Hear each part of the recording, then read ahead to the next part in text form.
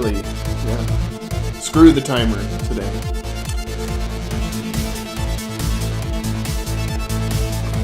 Let me get this all popped out.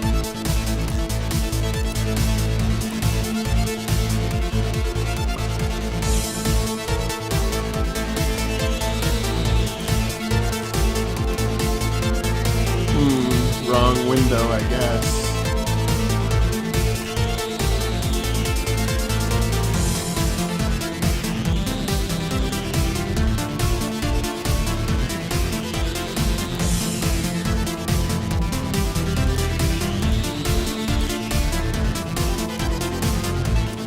Sorry, I'm trying to figure out why my pop-up is jacked up.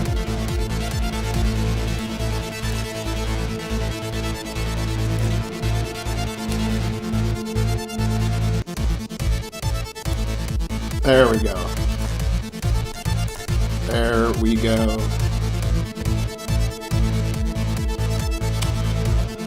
Okay. Here we go. Okay, so where we were at last time, I did get a little bit of a chance to work on my game this week, storyline wise. So we have the part where Cronus is like neural net is like fucked up, jacked up, and so that's what this is. There's going to be some kind of puzzles or dungeon part related to this. Maybe not even any combat to like recover his memory or its memory, her memory, whatever. The android is androgynous, so we don't know. It doesn't have a gender, okay? So, anyway, Zeron, this dude, is the Molarian consciousness that will actually like repair the neural net, bridge the gap, and in that sense you find out more about his people. So and the Raven plays a part in this. So the Raven from the first game. So this is I skipped that part with the neural net. It'll come later. I'll come up with that later, but this is Zeron's memory here. What is being displayed? And remember, the Molarians died 4,000 years ago. What is being displayed? A ship? 4285 solar cycles ago, the day we discovered the source of the disturbances. Our instruments detected disturbances in space-time throughout the sector. These disturbances continue to increase in size and frequency. Vessels were sent to investigate. At each location, a planet torn asunder. All had evidence of past civilizations. This vessel was found leaving the orbit of one of the planets. It was of an unknown configuration. The TRS Raven. The ship had a Terran designation. Processing. As quickly as the vessel appeared on our instruments, it was gone. 4285 years ago, Terrans were not capable of interstellar travel. Evidence of temporal distortions was present. Processing. The quantum signature of the vessel led us to a distant star system. The third planet contained a diverse ecosystem, in other words, Earth. Although the people living there were at a primitive level of development, we concluded the vessel was a serious threat and not from our time and place. All these worlds were destroyed with no memory of who once inhabited them. My people feared we would be next to suffer the same fate.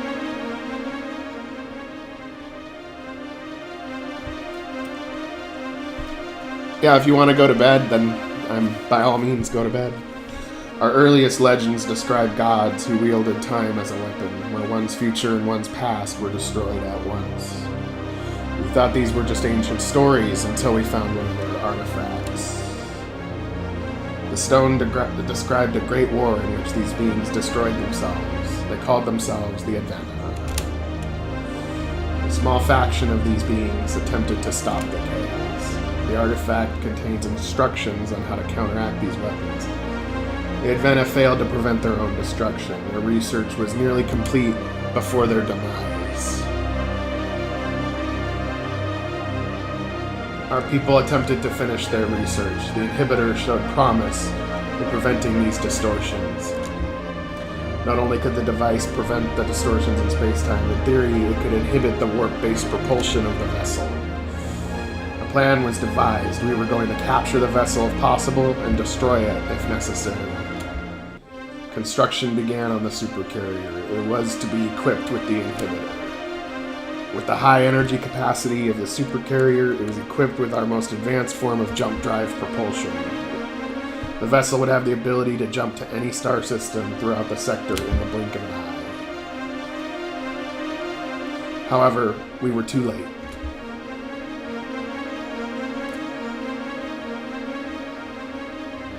I will never forget that fateful day, when all seemed lost. The day I lost my beloved Zolina. It's gone. Everything is gone. We don't have time to mourn, Zeron. The radiation is already reaching deadly levels. We must get to the stasis pods. And that's what I got so far. That's what I got so far.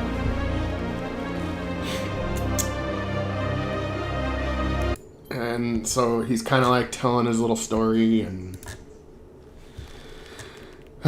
yeah, so we're getting there. Let's see. But I need to figure out how to end it.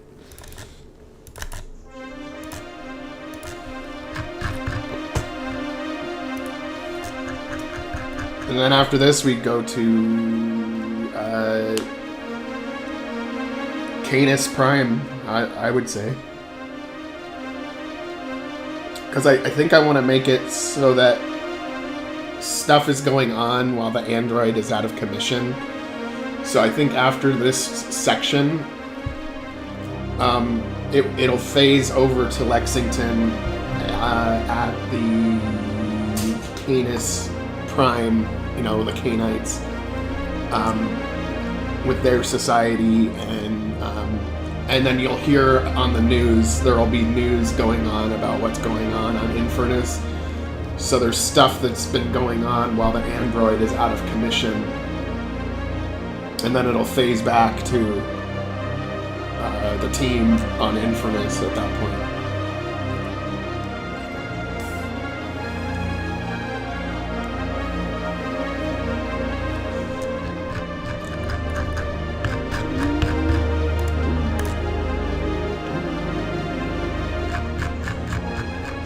And after we're done, I mean, after this game is done, there's going to be quite a few tile set resources for the community. I'm going to have fun with that one, releasing those. I don't want to release them until we're done yet, because I don't want to have to like re-release them or whatever. But yeah, we've done quite a bit of original sci-fi resources here.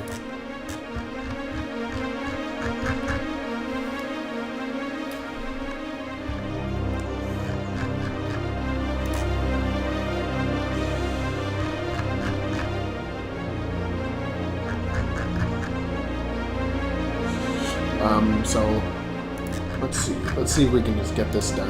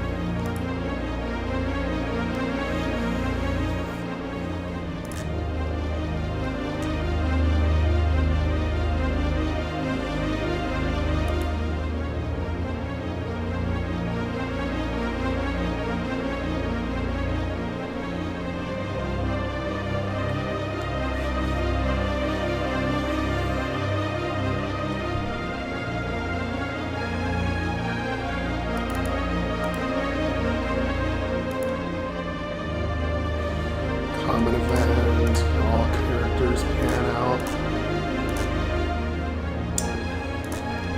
Oh, speaking of which, I do think that RPG Maker Unite is going to be pretty cool, based on the devlogs. The one thing, the one thing that stood out to me about it, that I'm most excited about. Now, some of this is just standard shit, right? But like the frames of characters, that's cool. But the part that I was more excited about was the changes to the tile sets. So you can basically make as many layers as you want, and you can make they don't have to be arranged into actual separate tile sets. You can just add as many layers as you want, really, which is great because I always run out of space with the A, B, C, D, and E as the only layers. But if I can add like 20 of them or 50 of them, then I won't run out. And you can make the maps look a lot more diverse and stuff. So that's, from what I've seen, that's what I'm most excited about.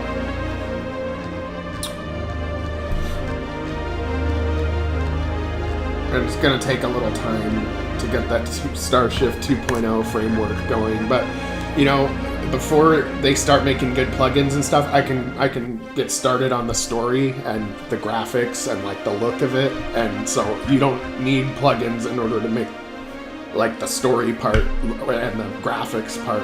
And you know, as the plugins become available, I can add them in there, but it's still going to take some time.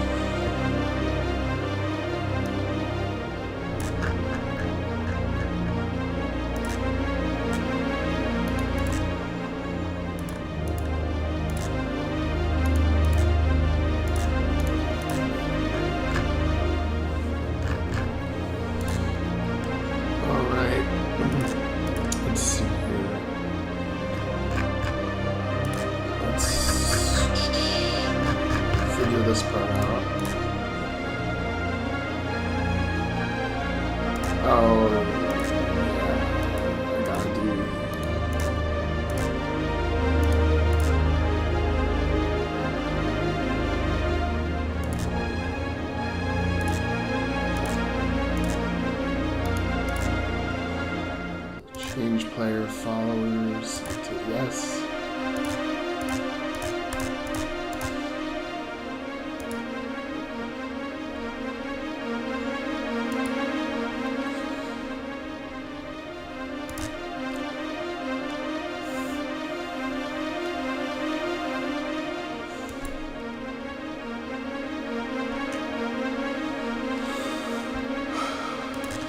I think I need to make a version of the screen that has the little nuke.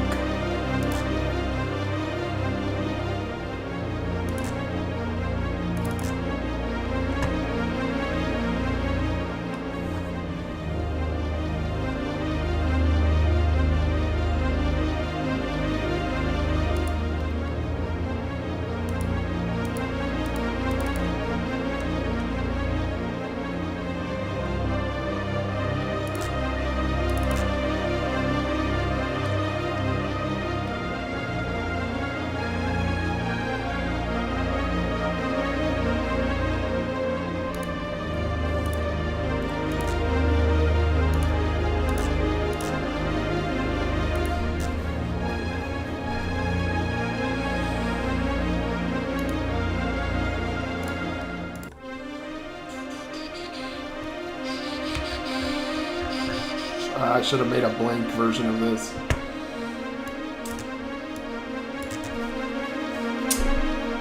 was my bad.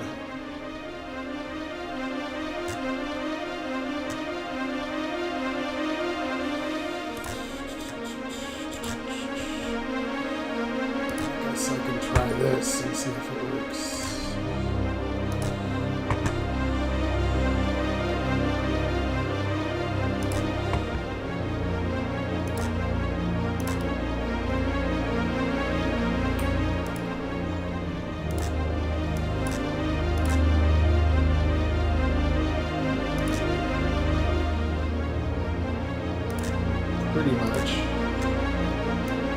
Pretty much. Not perfect, but close.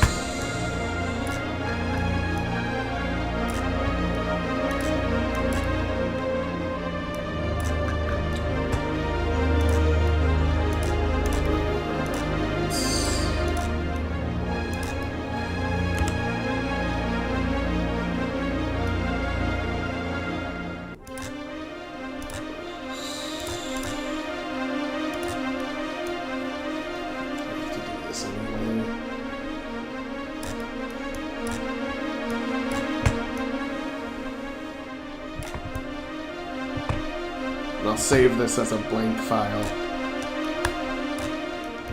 so it's easier to do this next time.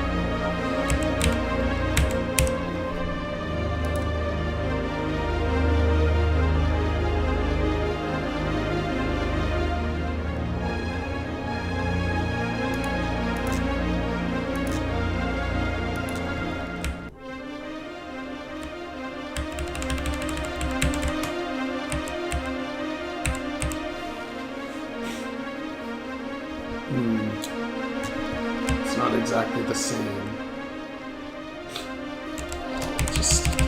I'll just merge the layers and make a copy of one of the other ones.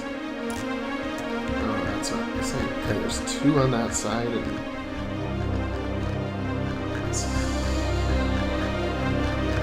3 on that side. 2 and 3. 3 and 3. Okay. So whatever the middle one is probably the one I want. So it's more symmetrical.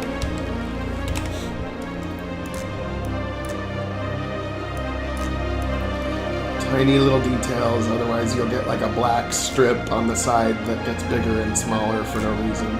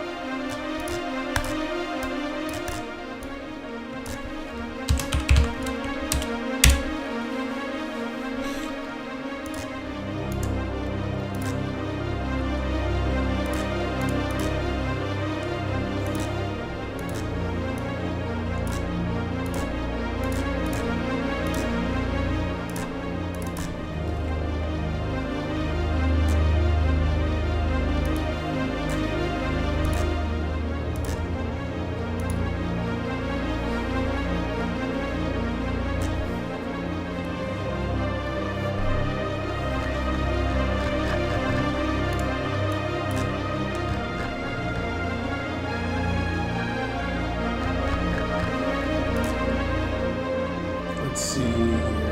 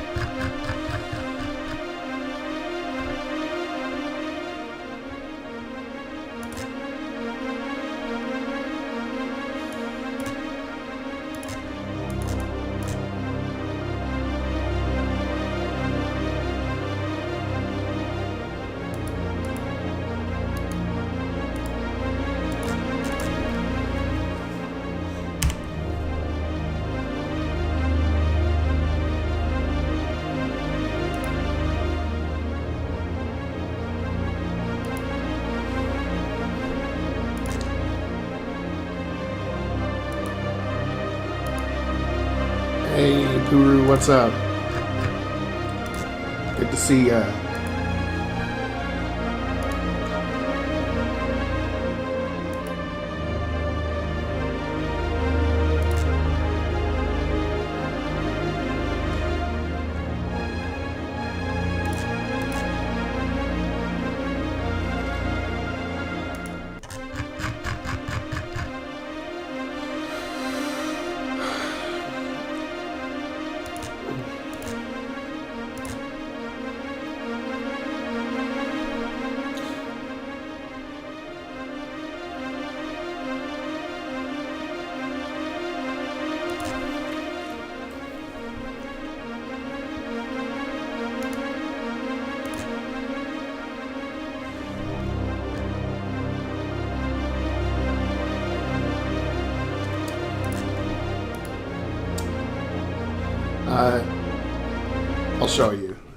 I'll show you what I'm working on.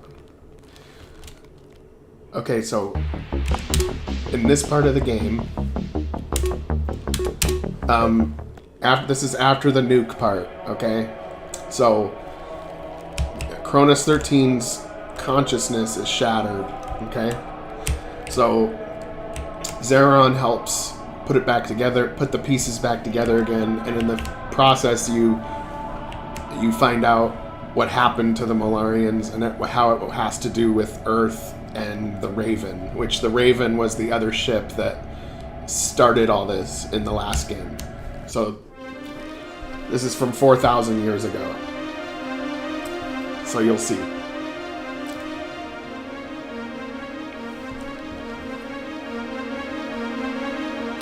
What's being displayed? A ship? 4285 solar cycles ago, the day we discovered the source of the disturbances. Our instruments detected disturbances in space-time throughout the sector. These disturbances continue to increase in size and frequency. Vessels were sent to investigate. At each location, a planet torn asunder. All had evidence of past civilizations. This vessel was found leaving the orbit of one of the planets. It was of an unknown configuration. The TRS Raven? The ship had a Terran designation. Processing.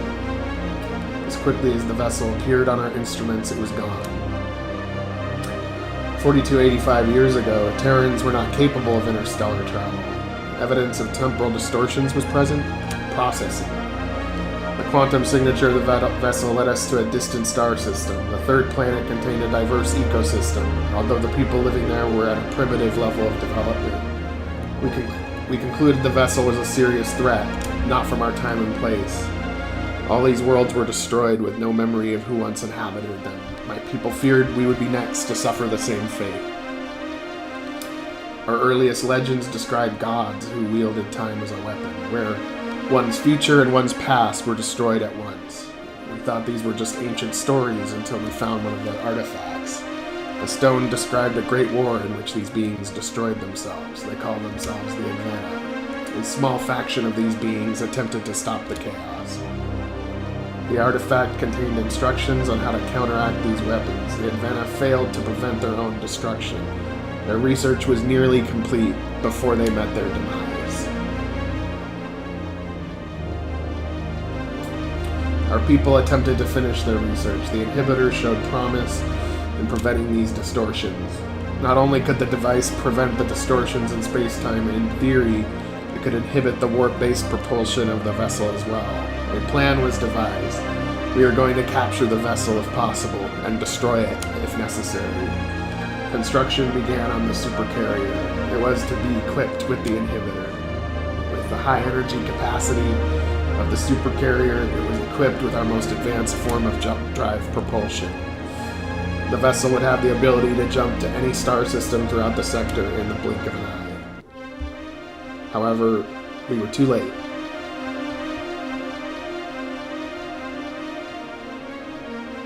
I will never forget that fateful day when all seemed lost. The day I lost my beloved Zolina. It's gone. Everything is gone. We don't have time to mourn Zeron. The radiation is already reaching deadly levels. We must get to the stasis pod.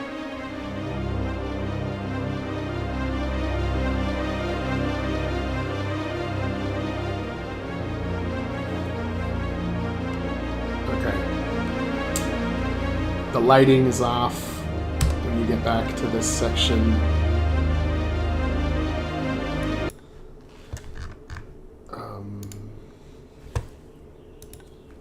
So yeah, what do you think? Civilization beyond Earth. That sounds familiar to me, but I don't quite remember if I've played that or not.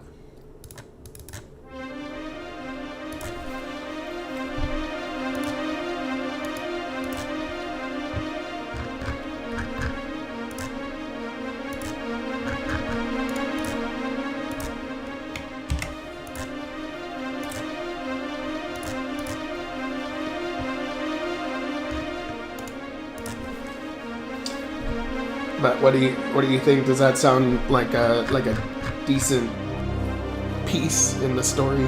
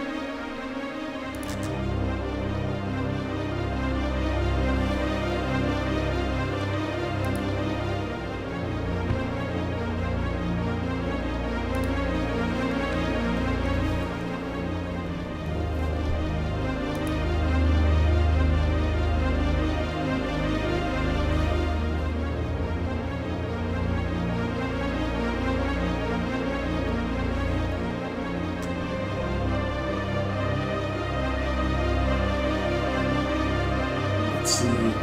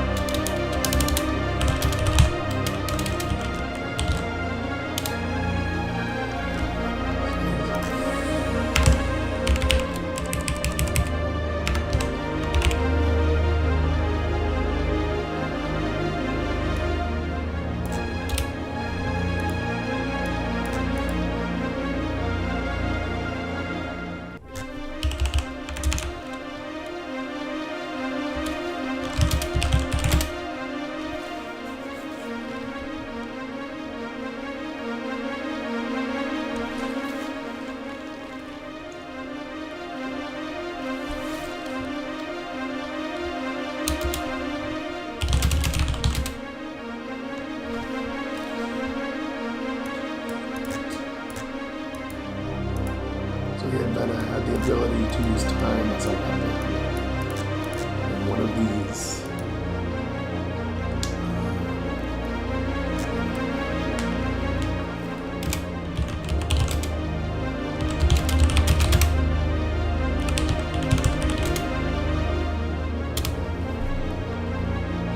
weapons came into my possession.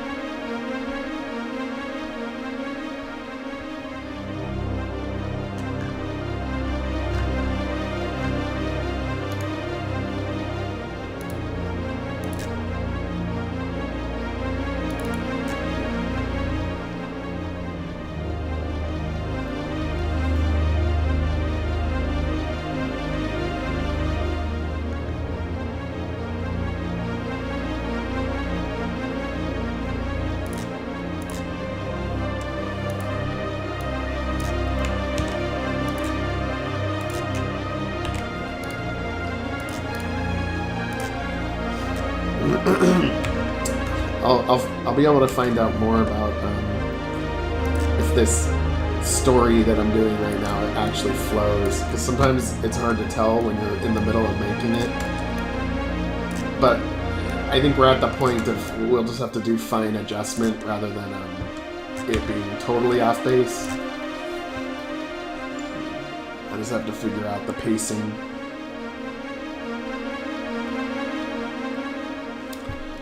Let's see here.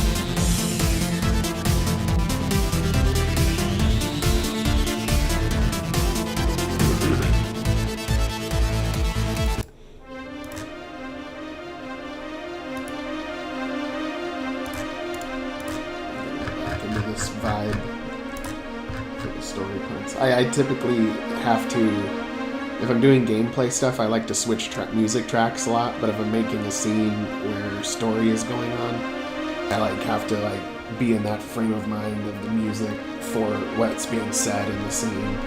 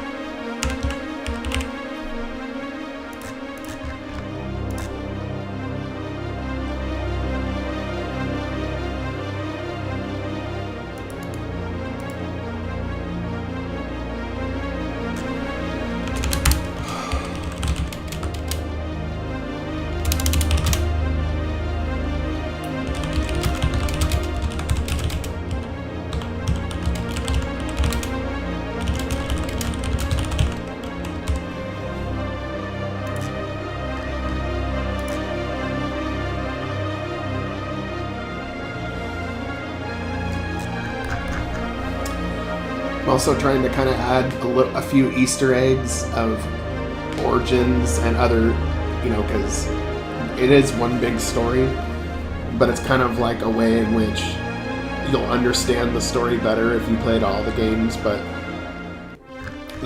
there's little Easter eggs peppered throughout.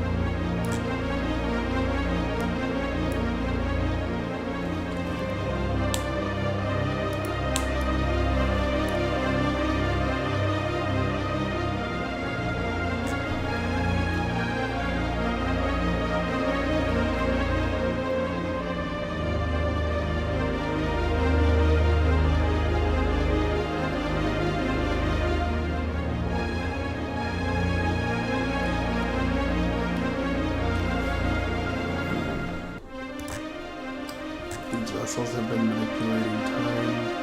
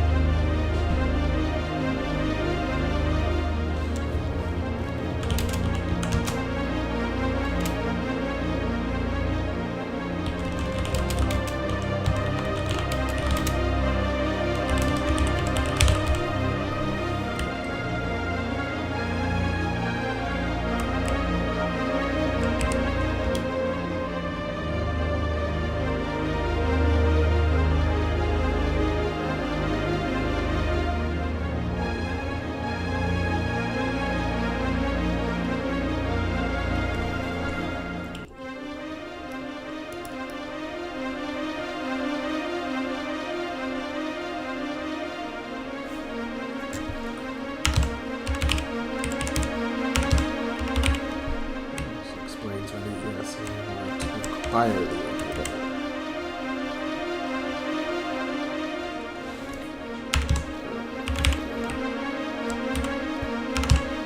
I don't know if I'm getting too crazy with my story right now, but I'm almost there.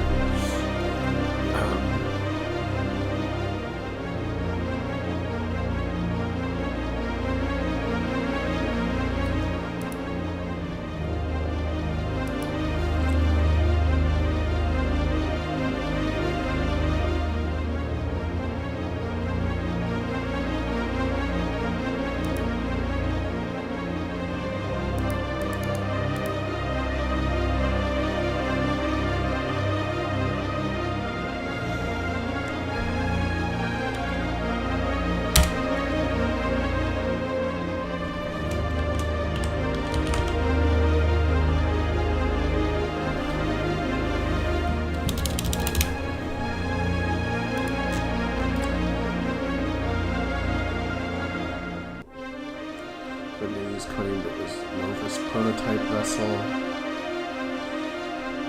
If this is the case.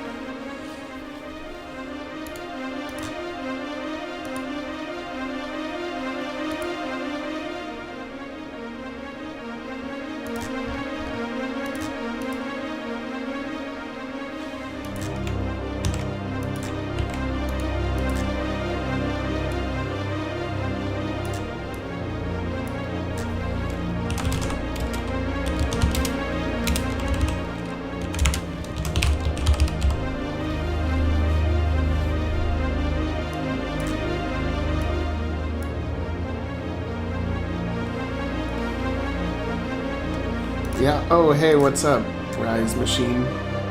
Yeah, it's because it is kind of an epic scene. It's when there's like a little bit of story reveal. I have to test it so you can see where it fits.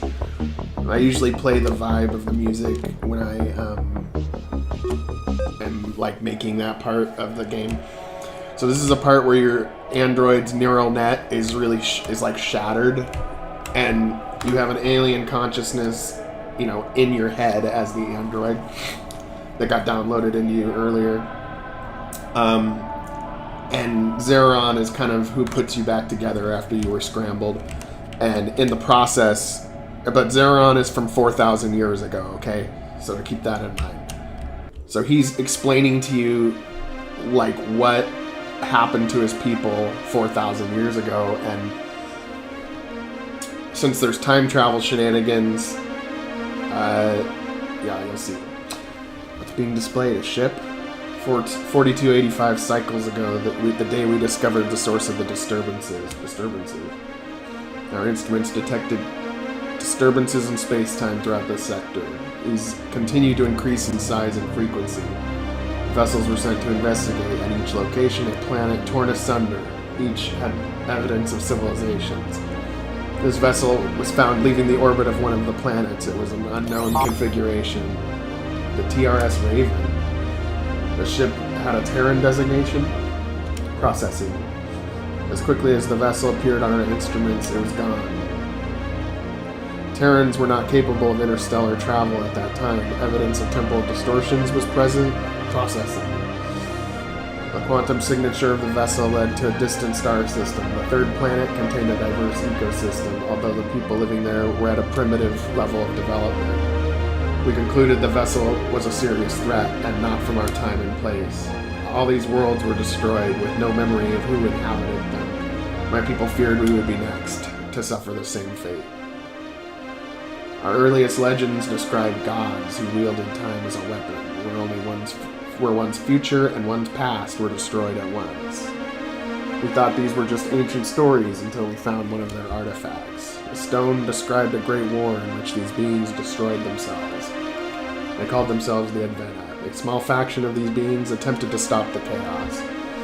The artifact contained instructions on how to counteract these weapons. The Advena failed to prevent their own destruction. Their research was nearly complete before they met their demise.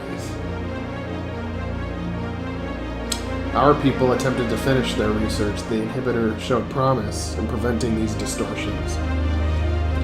Not only could the device prevent the distortions in space-time, in theory, it could inhibit the warp-based propulsion of the vessel as well.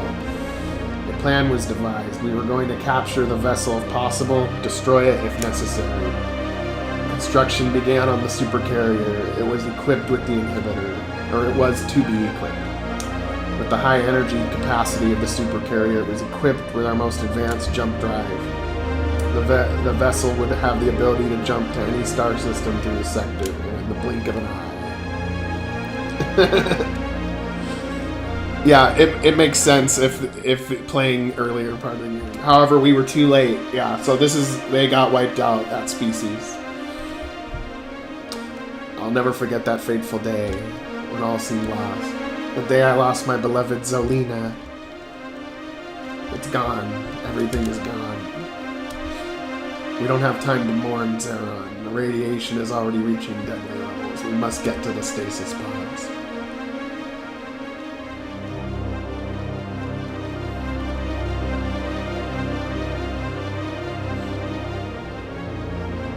Use time as a weapon. And one of these came into the possession of the Terrans. Why are they doing this? There's no telling how much damage they've done. The vessel has a Terran designation. It has an unknown configuration. It does not match the design profile of any ESA vessel on record. Wait a minute. I know where I've seen a ship like this before. Uh-oh. See, that screen is a little fucked, and it's like animating when it's not supposed to because I have one pixel off. On the news, that Novus Federation captain, what was her name?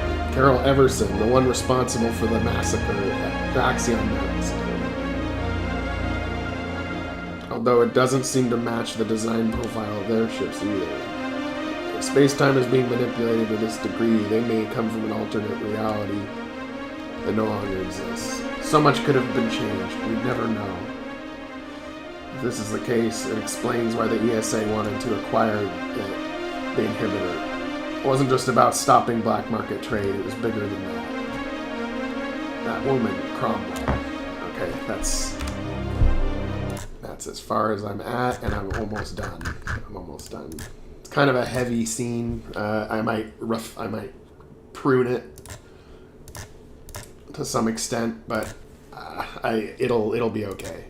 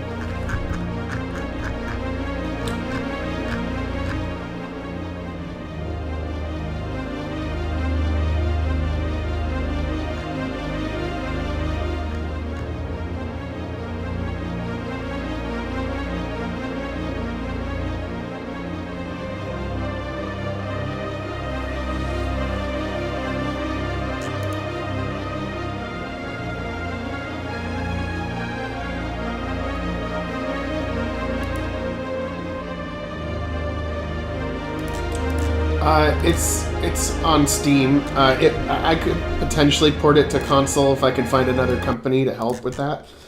But I don't know if you've played our first game, but we've released a game already. It's pretty short, but it's probably about 6 to 10 hours long. And that's Starshift Origins. So the whole beginning of the story starts there. So I don't know if you've played Origins, but the one I'm making now that you just saw, that's Starshift Rebellion.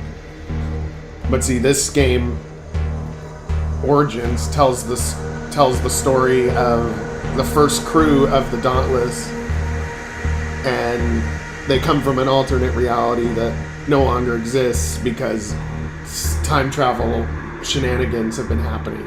But you're not really the time traveler in this type of story. So it starts with, like, you know, your ship being under attack and the crew not knowing where they're at or what's going on.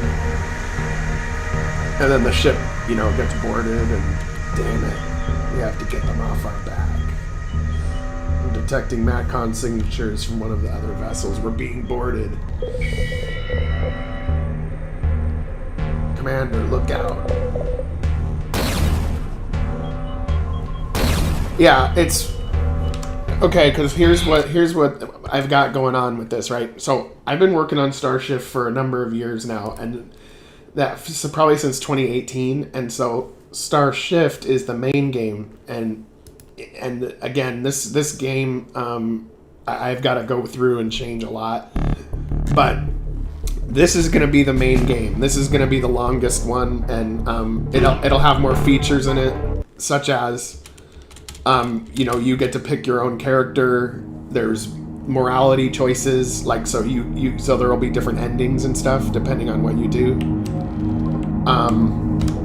But what these other games are, like Origins and Rebellion, is they are like, because there's a lot of characters in Starshift, so this kind of, and all these characters will show up in the main Starshift game, but it's kind of like, these episodes, this is a way for me to get something out there and released while I'm actually at the same time developing the game's features and stuff that can, and places in this world that can easily be kind of copy and pasted into the main game, rather than just taking 10 years to get this done. So I think I'm planning on getting back to the main game after Rebellion is released.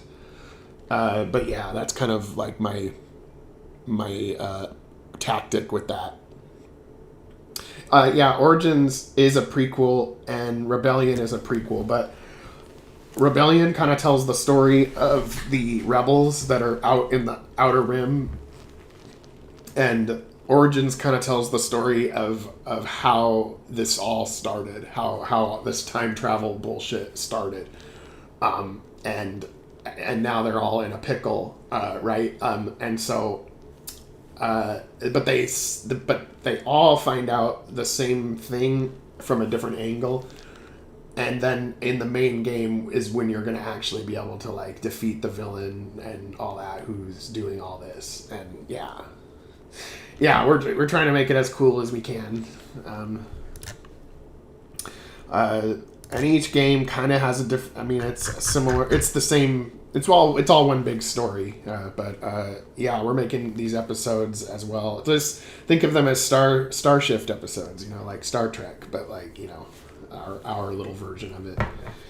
So, but yeah, definitely check out Origins if you want to see, if you want to dip your toes into this world, and yeah, give it a try. It's on Steam.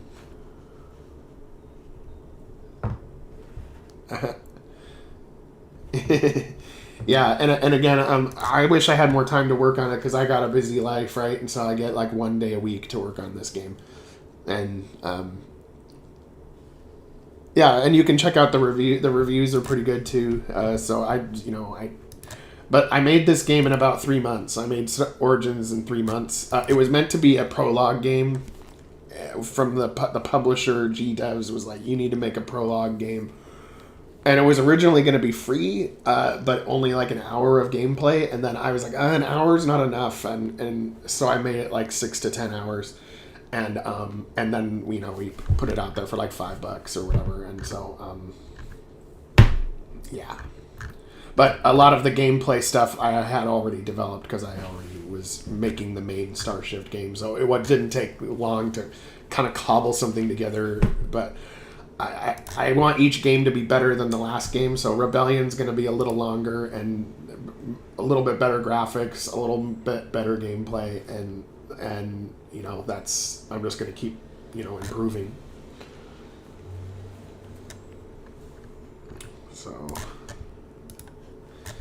yeah, but I have fun with it. I enjoy it. I see it as a way to gain new skills too. So that's the thing I like about game making is you have a way to learn so many skills at once that carry over into so many other areas.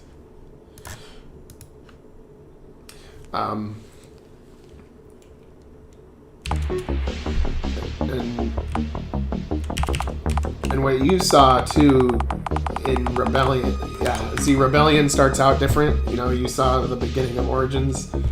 Rebellion kind of starts with like you in the desert, and you find some kind of you find an android that had killed its team with an alien consciousness downloaded into it. And then that allows you as the rebels to have a chance at actually fighting the ESA, who they're kind of like the brutal occupiers.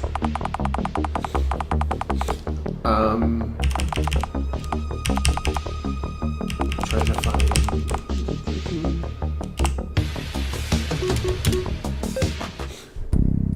yeah, so we've got our nice little city here, polluted. Some skyscrapers and shit, but we're not, done with it yet, of course. Mole Town. We got like robot repair.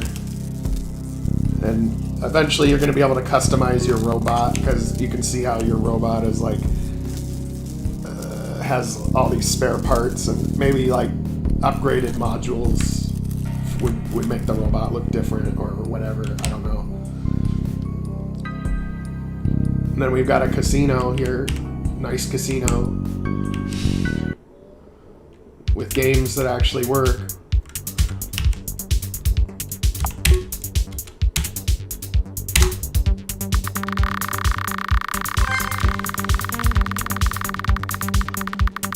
And I thought this music was good for a casino.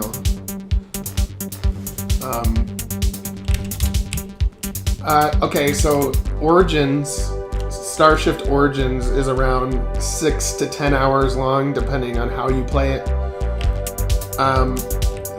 Rebellion is going to be longer. So this game's going to be more like 10 to 15 hours. But the episodes are a little bit more traditional, and what I mean by that is it's a little bit more like a traditional RPG, sort of linear, but, decent story. But the actual main game is more player-focused, where the player will be making these decisions that will really affect the outcome. But with these episodes, I can't really do it that way, because then you'd have contradictions in the main game if the player made different decisions in the episodes. Because these are kind of... these episodes take place like a couple years before, like 2 or 3 years before the main game.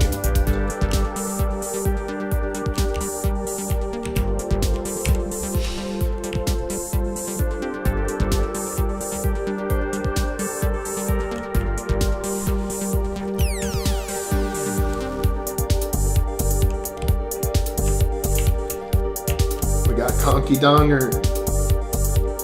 The dong will crush you. So yeah, I mean, we're having fun with it. This has turned out to be a decent, fun time, because I don't with the way that I write, I don't have it planned out in advance. I just twist and turn and see where the plot goes.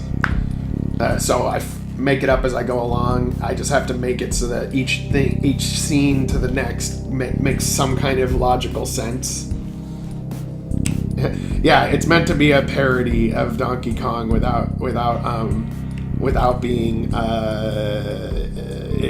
copyright, because what we call without running into intellectual property issues. So we call him Conky Donger.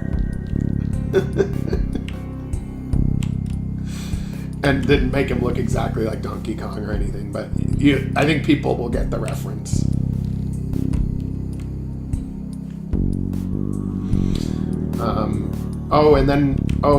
Let me show you some cool, because I don't know if you've seen the battle system.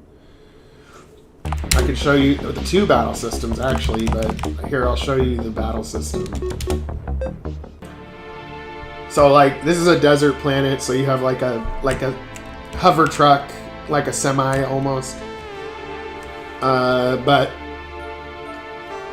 the normal battle system has seven battlers. And then we don't have any levels in this game either. You get knowledge from battles, and then you learn skills through a skill tree.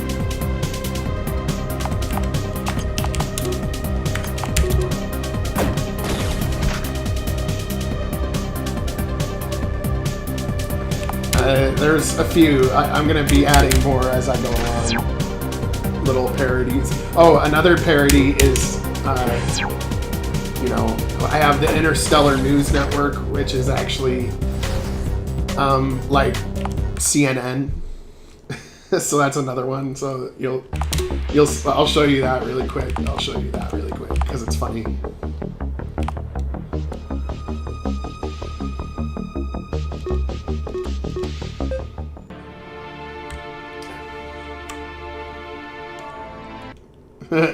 There's no Digimon, but maybe I could make it happen. What? No. They can't be serious. We have to do something. Shut up, I can't hear the broadcast. And so I kind of use the news, quote unquote, in this game to like, and I use this, of course, use the CNN font, but call it INN. I kind of use this medium to do like info dumps on the player. It's been 6 weeks since the brutal massacre of Raxion 2.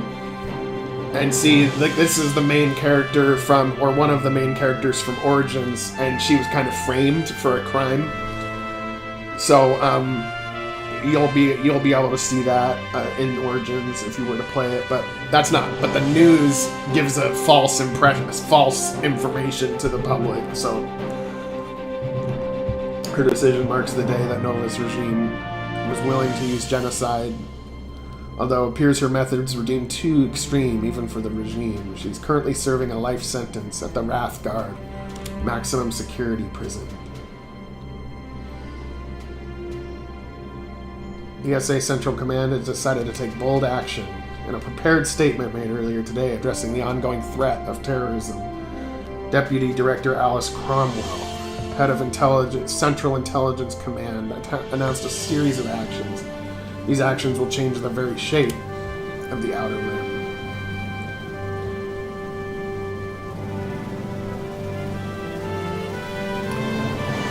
Citizens of the Alliance, we have experienced great loss. We lost our sons, daughters, mothers, fathers, and so on. So yeah, I think it's going to be a fun little plot. So anyway, check it out, and I hope you enjoy it. That's what I hope to achieve. Okay.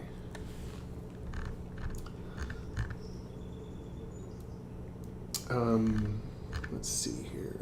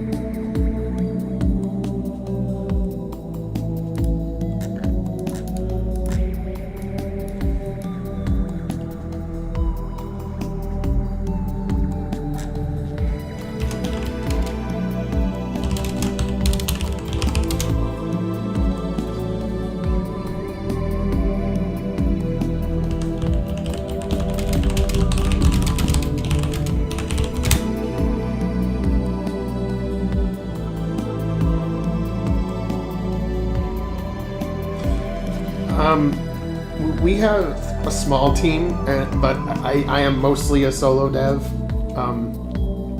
But we have a few people that we work with and to help make graphics and other stuff. But as far as like the writing and the directing and stuff, that is pretty much me. And I do a lot of the graphics and stuff too. I'm kind of mediocre at programming, so I've been able to like modify some plugins, but all of the plugins in this game are ones I was able to find for free, and kind of just taped them together haphazardly. 180 plugins. I'm surprised the game is as stable as it is, but it does kind of lag on systems that are low spec. But if you have more than a single core CPU and NVIDIA or AMD graphics rather than Intel, you'll probably be okay.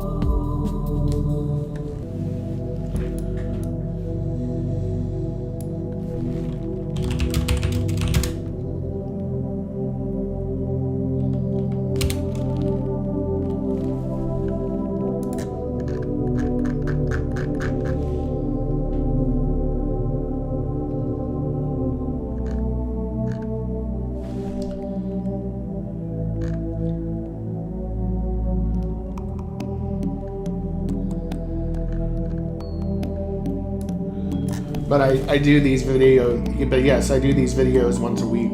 I do sometimes during the week, though, get a little time to work on this game.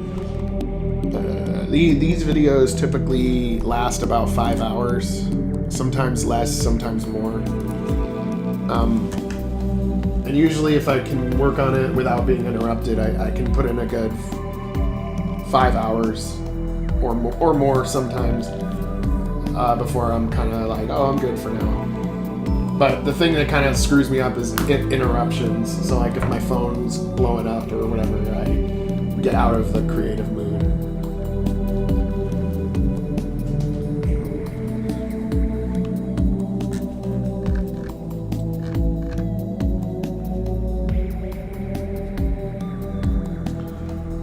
Yep.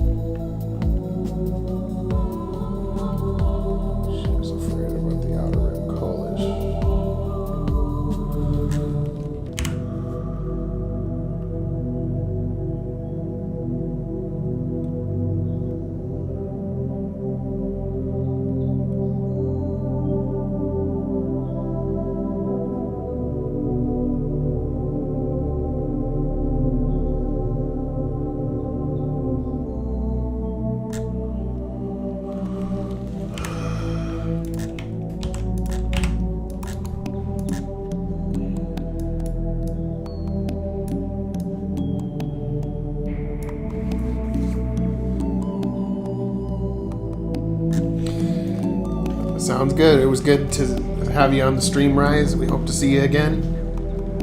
And yeah, definitely check it out. And if you liked it or whatever, please leave a Steam review. That helps me a lot. And enjoy.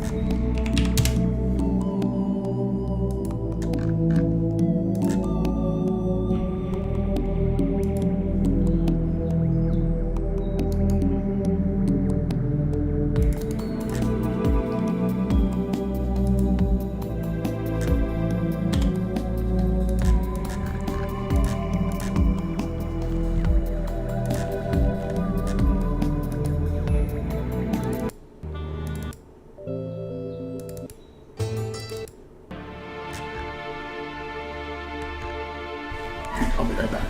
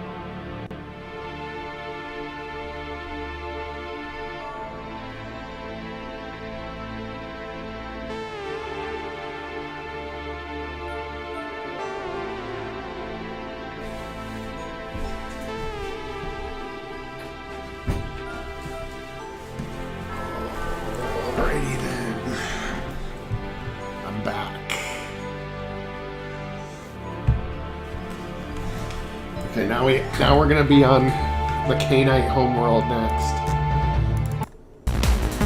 And so I have to come up with some music for that place.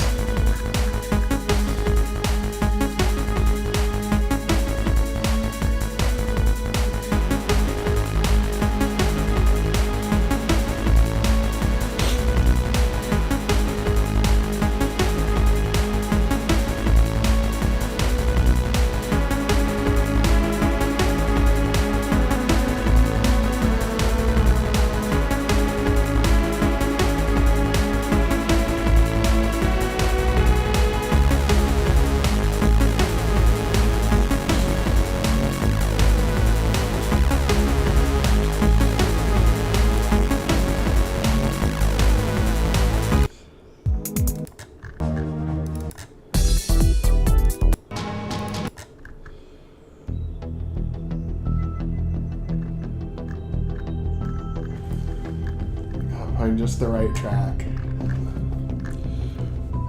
I'm thinking what track could be used.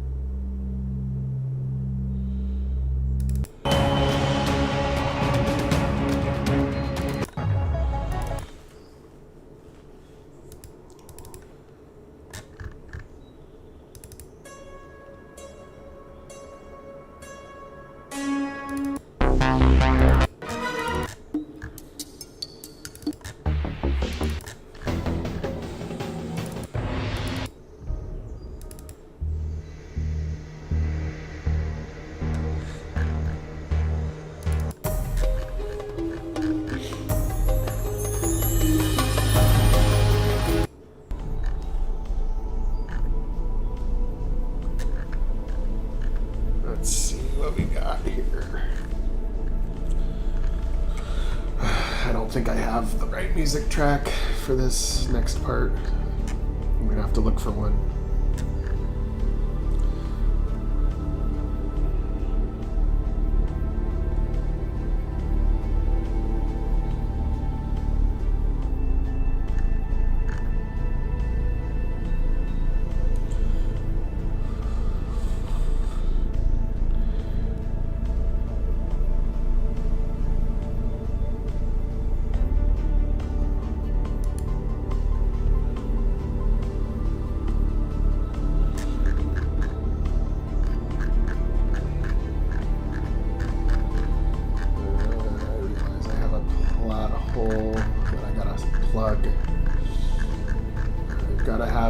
I've got to have the Zelenov array activated,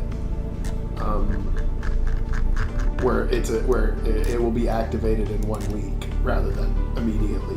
I gotta fix that.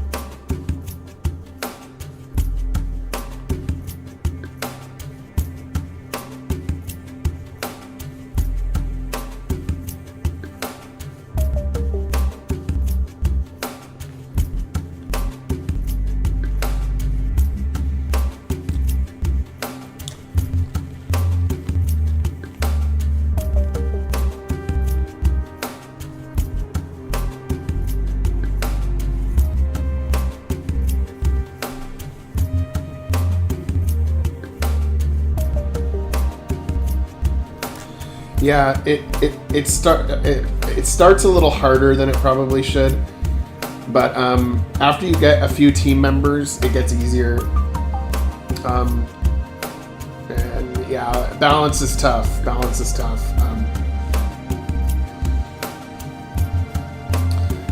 But you got to think strategically, because you can't. A lot of times you can't just win by going attack. And definitely check out the skill tree, because there's some useful skills in there. Also, don't forget about the tissue regenerator. If you equip that as an accessory, you'll be able to heal all your teammates, like, as a skill. Yeah, 2 heads is better than none.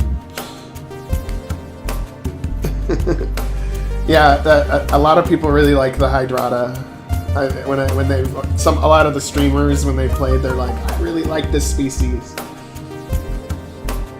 You could be one in the main game too.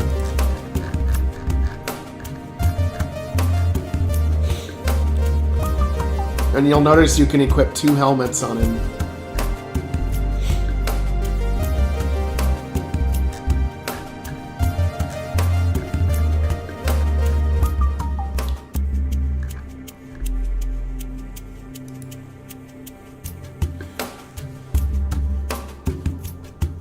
But at least make it out of the first part of the ship, because that's when the crazy stuff starts happening, storyline wise.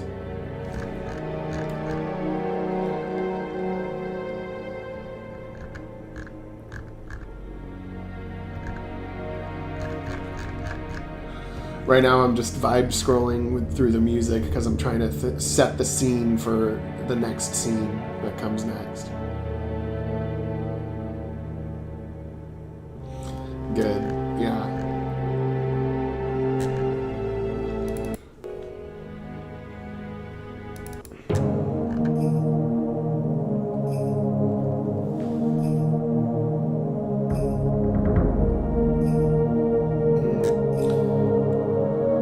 This one might work.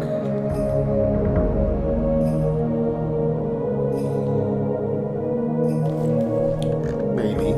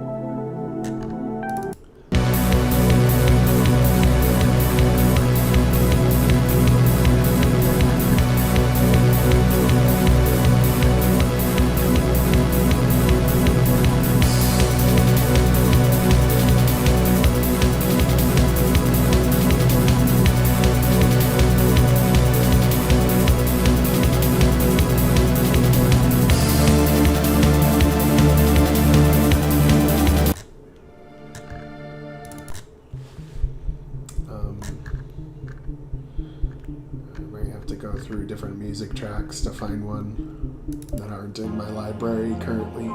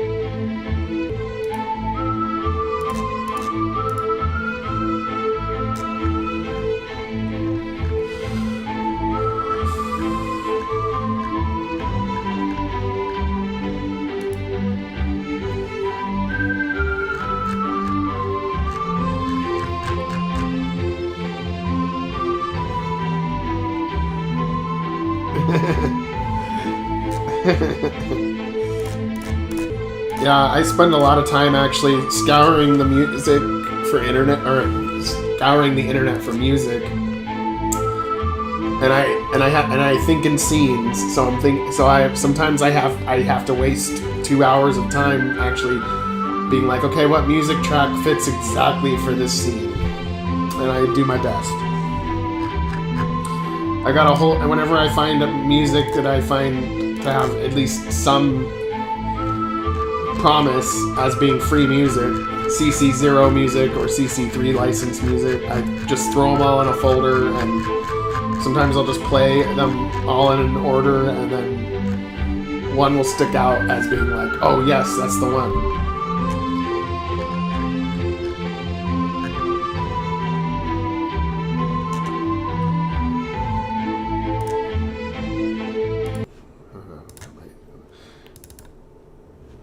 Some artists that I'm not, I have downloaded at one time, but I'm not as familiar with.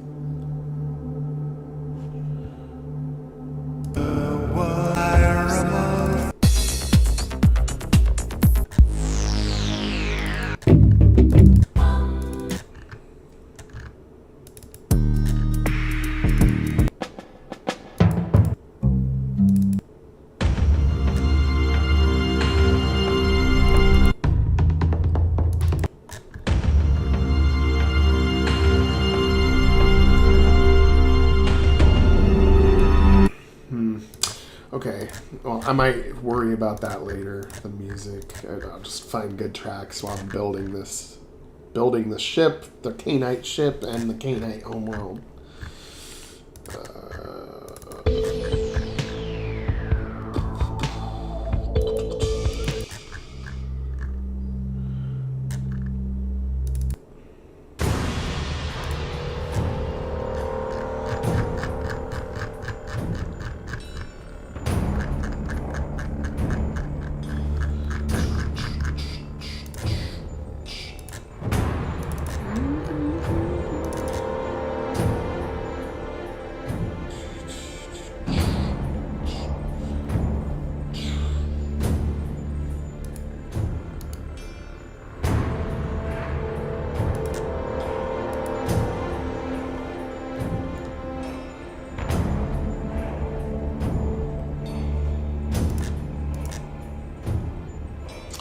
Yeah, Alexander Zelenov is I have two favorite artists that I use different artists, but like those are the two ones I use the most in my game are Alexander Zelenov and Deceased Superior Technician.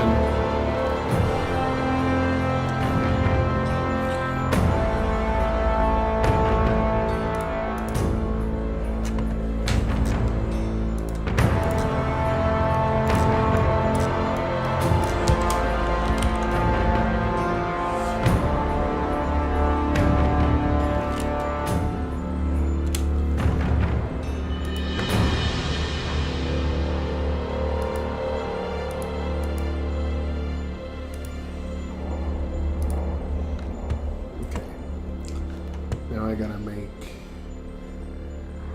the grass textures.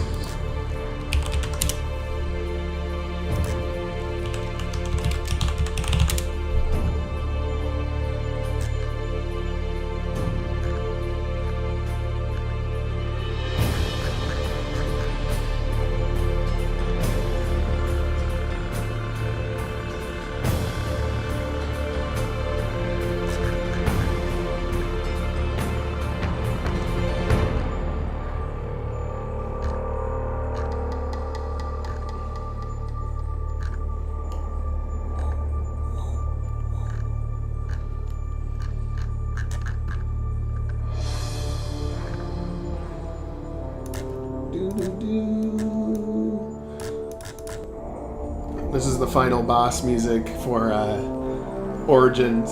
Magic of the North is the name of the track.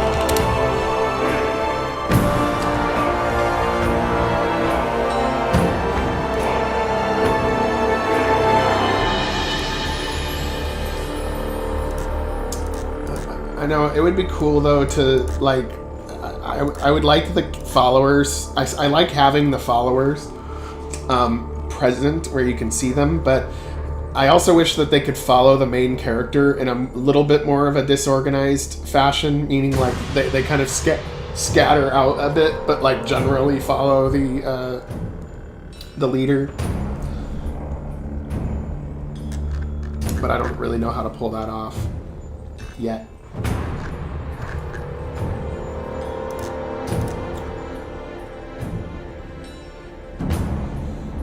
Okay, well, let's see how this grass texture looks when we make it small.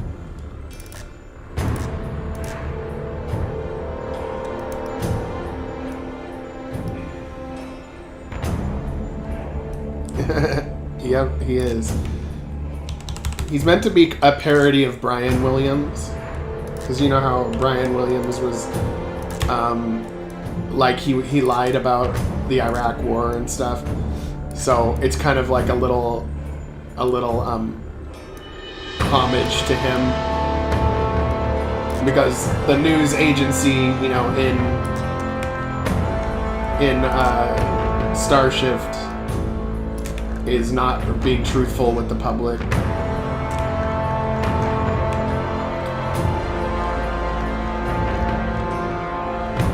Actually, that grass does not look too bad, actually.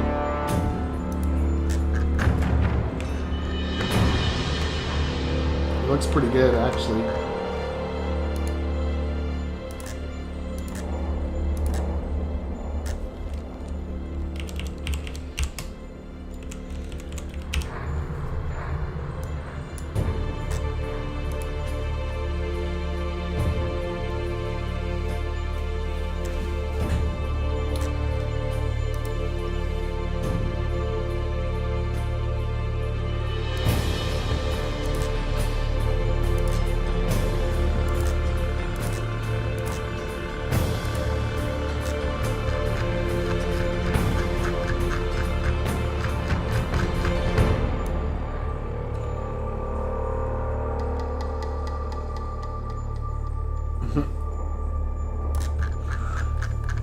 trying to find, I'm trying to think of a name for the capital city of the dog people, Canaanites. Something having to do with like wolf pack or something. Something that a dog would like.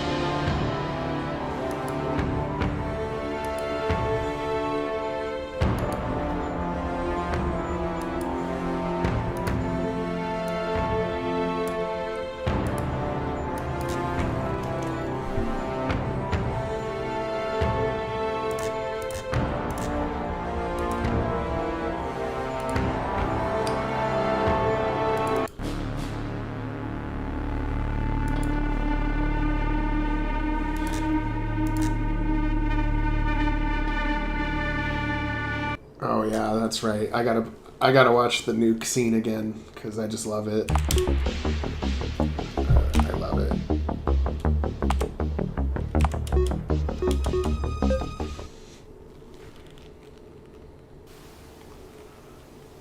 So this is when you escape from Moletown,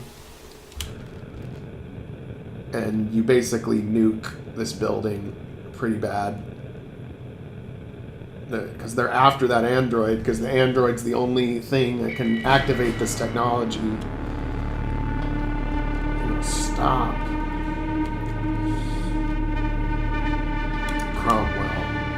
That android is the property of the Alliance government. Return the unit now. Screw you. How rude.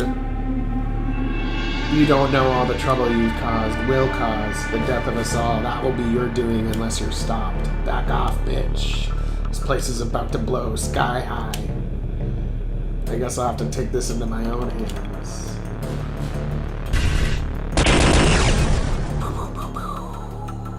This goes deeper than you realize. Relinquish the android, and we'll spare your lives.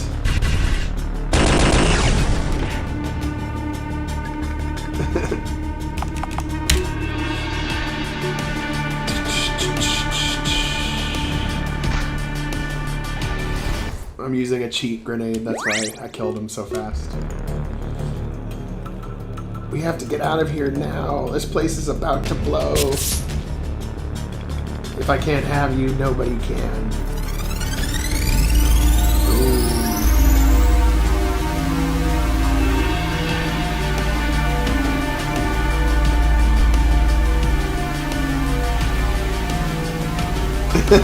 Yep.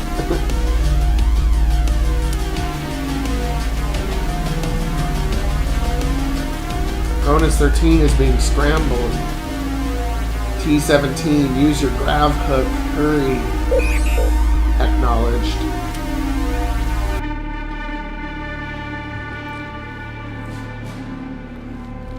Boom.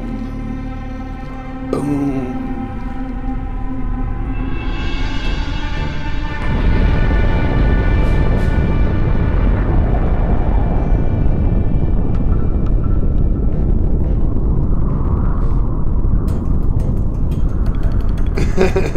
Yeah, I'm getting better at it. It's a skill. It's a gradual skill. But yeah, I'm digging it. I just want to make each game better than the last, as far as like, oh, whoa, that's different. So I'm working on it.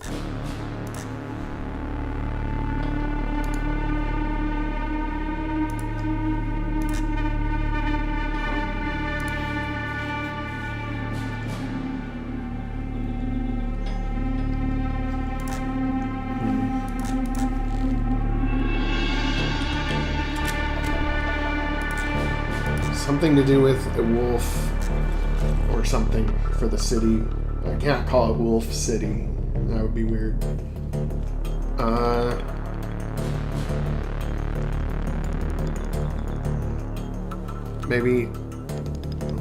Maybe call it Wolf Haven.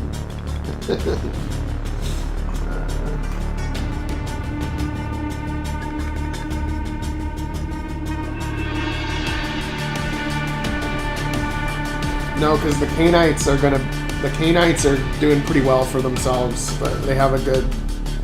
They used to be subjugated by the ESA, but they will be subjugated again, but in this part, it's a nice, kind of a nice place, but the Alpha is weak and is trying to appease the ESA, and that will be their undoing, basically.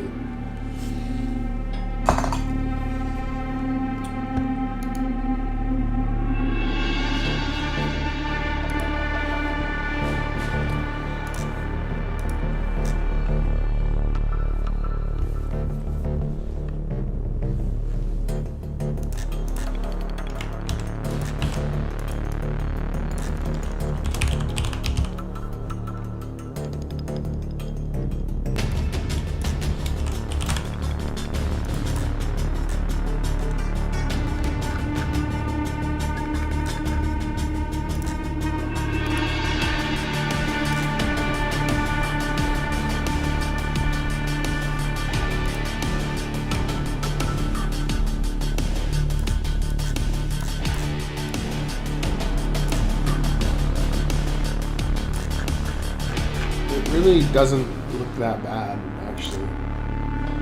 Looks a little bit like where you see the repeating pattern, but not too bad.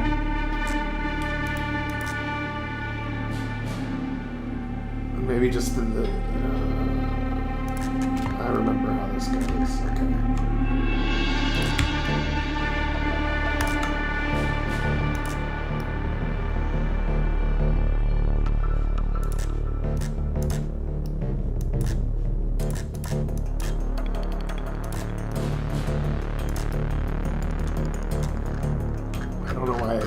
Photoshop lags out sometimes. And my computer's fast and everything. Usually the fix is that I have to just close Photoshop and reopen it again.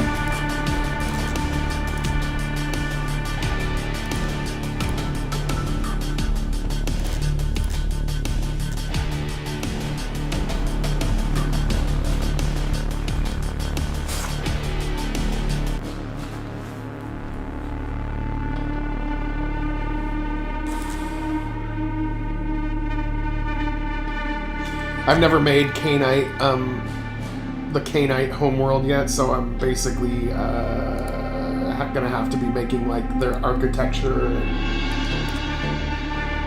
their buildings. I know, I'm thinking of a name. There's gonna be a good name. I already came up with a good name for the ship, the Saber Wolf, that you're gonna be on as this dog guy. It's like Sabretooth, but Saber Wolf.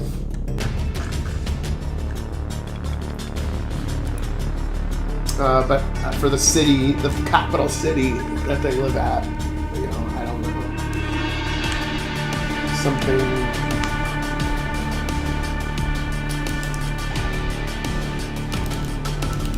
I'm gonna keep thinking on it.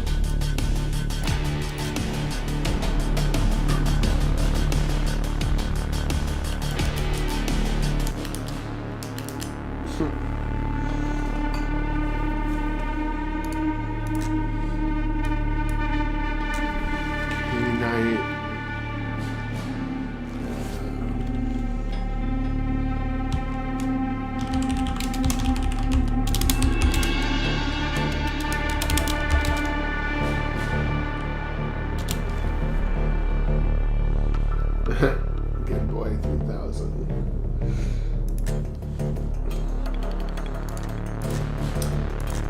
This map's probably gonna be kind of big.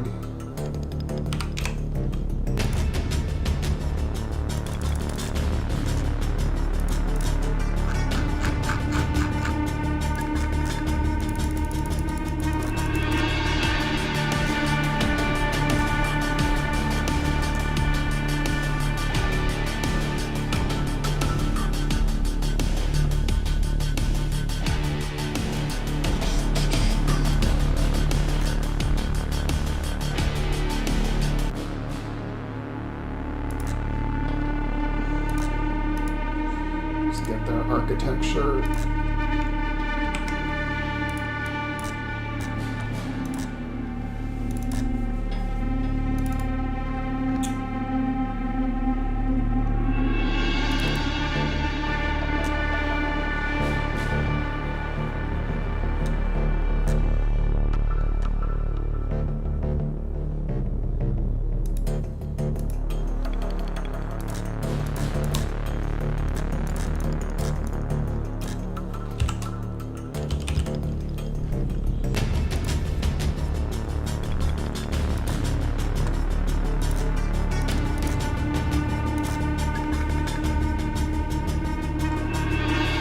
No, it varies.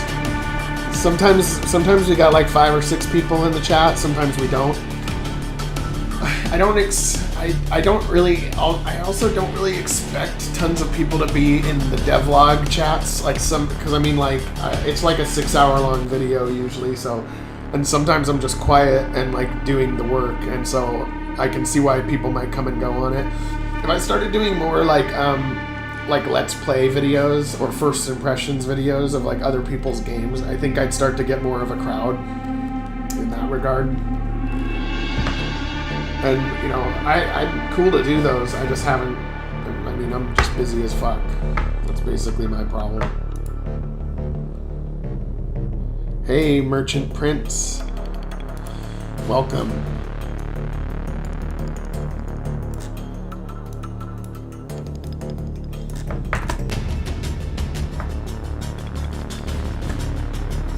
Oh, nice. Cool. What game are you making? What's the name of your game? Oh, thank you.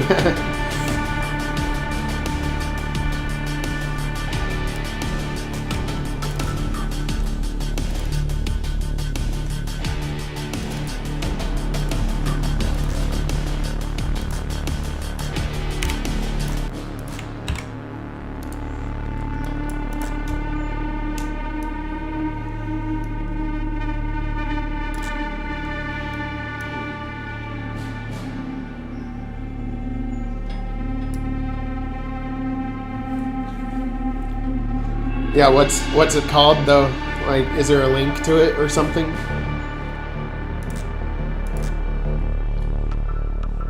Or is it in the pre-production stage where it's not released into the wild yet?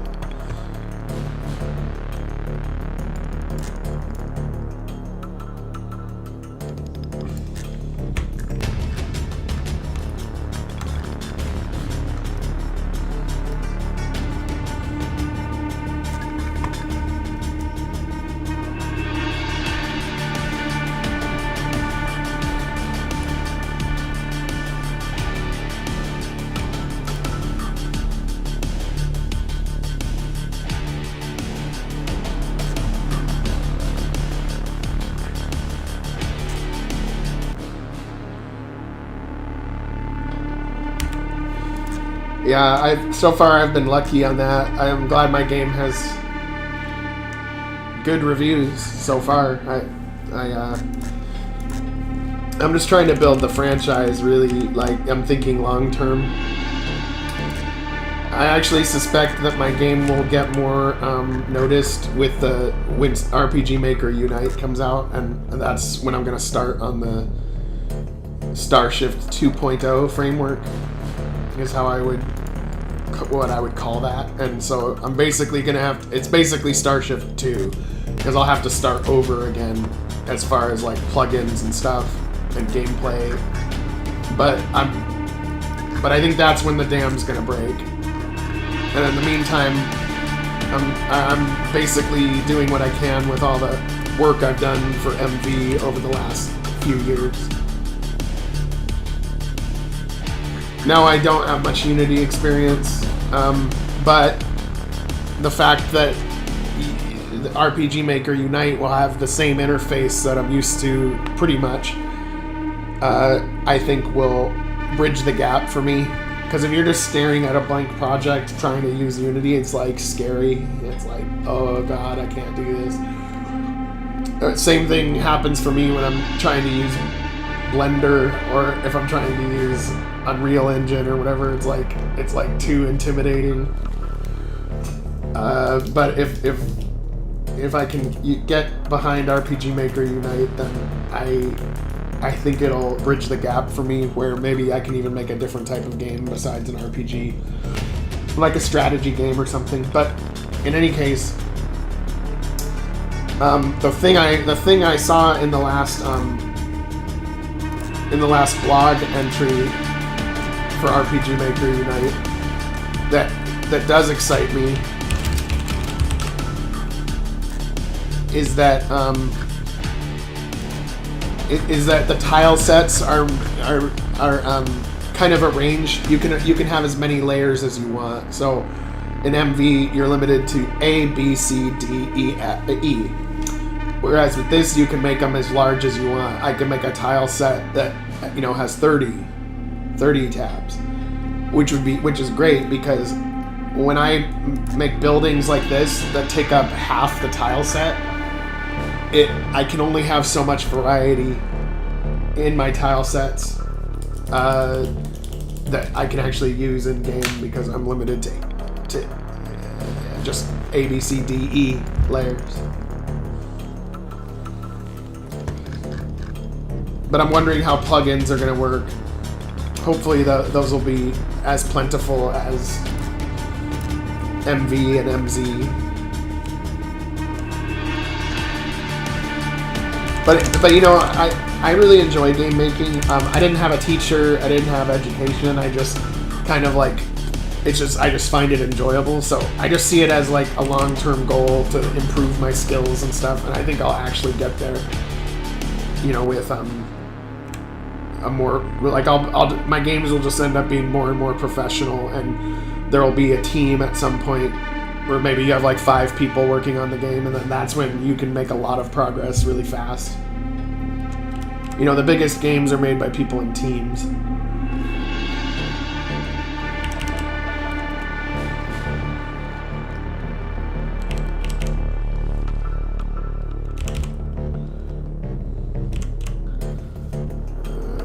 I think this is going to have some kind of problem. Or it's going to look weird. So I gotta get a piece of...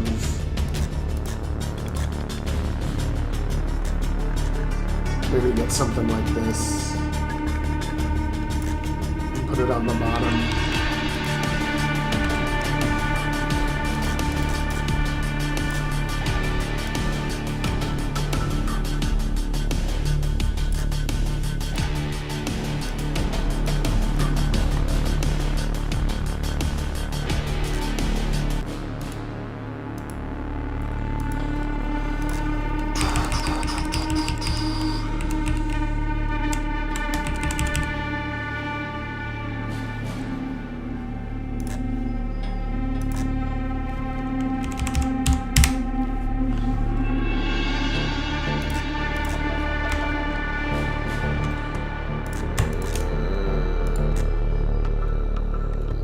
These a little more faded, slightly more faded.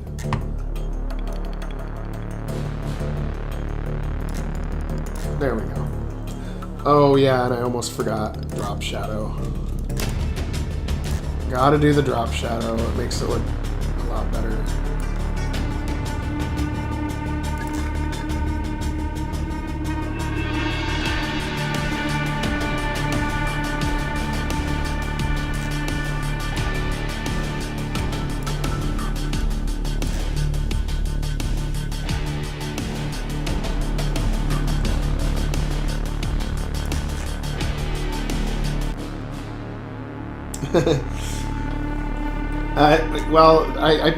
I originally had 6, but I increased the resolution to 1280 by 720, and it's just that 7 characters fit the screen exactly.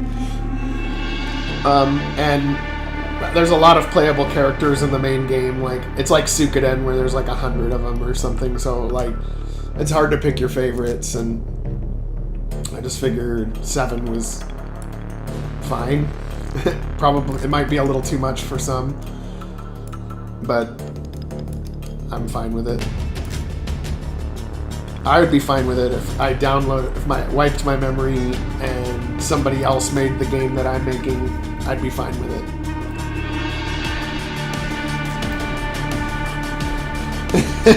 Yep. It just fit the screen perfectly, you know, for 7. So I was just like, okay, this works.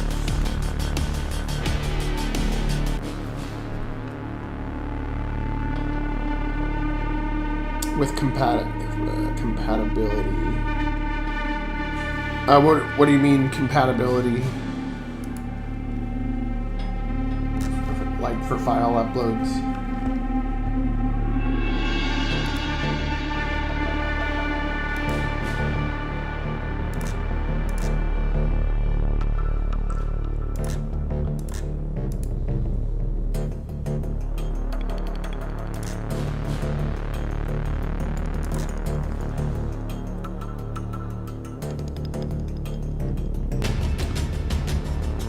I run in.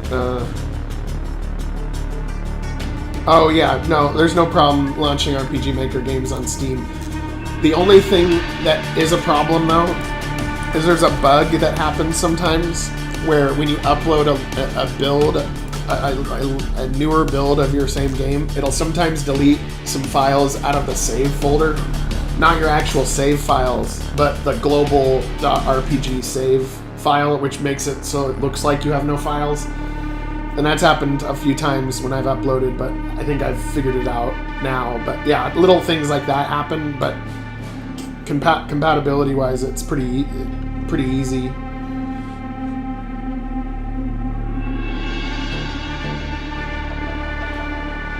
Yes, shooting them in the butt in tactical mode makes it a lot faster. You do like basically double damage.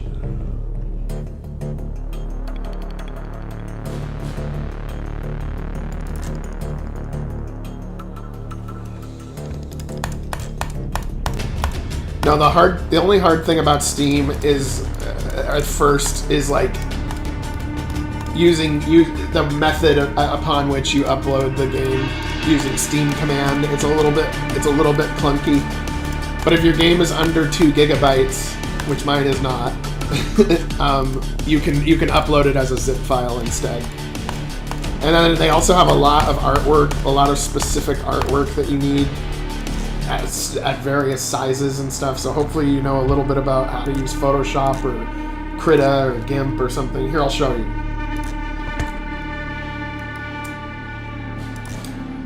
So if I go to Starshift Rebellion, for example, and I go to this is the panel where I can look at builds. So these are previous builds of my game uploaded. And you set it as the default branch, and then you publish it. But if you go to the store page, you have the store admin, and you have graphical assets. And in order for you to even get your game like listed, you have to like make all of these differently sized thingies.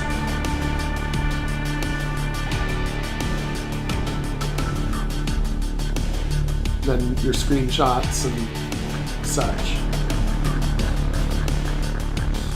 So that can be a little bit weird at first, but after you get the hang of it, it's pretty smooth actually.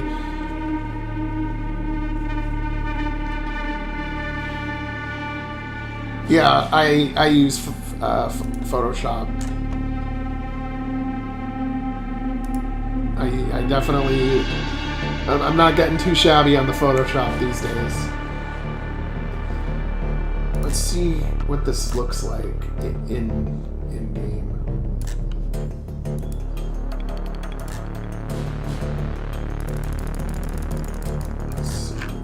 Could it be a nice little city? I think it could, but I think we need to have it be like on concrete with like grass. Like pieces in it, because it's a city, and cities aren't usually built on straight grass. And it needs a door in the front, which is a character set, not a tile set.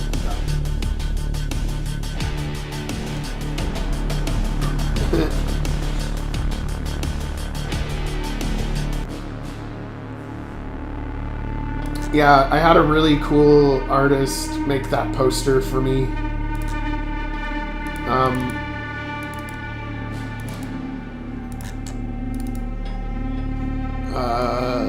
Wait, where? Yeah.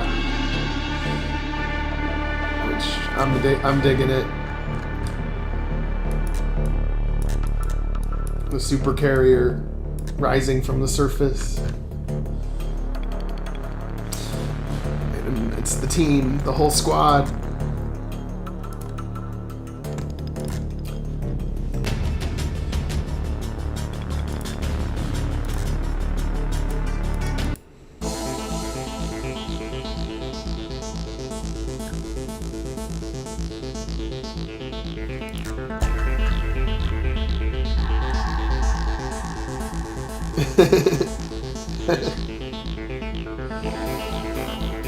Yeah, well, I've noticed that sci-fi in the RPG Maker community is like sorely lacking.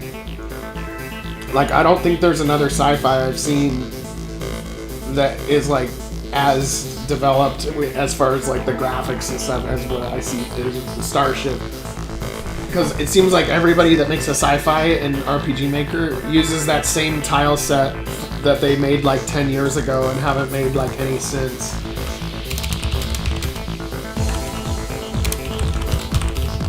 The futuristic tiles. This same set is what every single person uses, and no other set. It's really annoying, actually.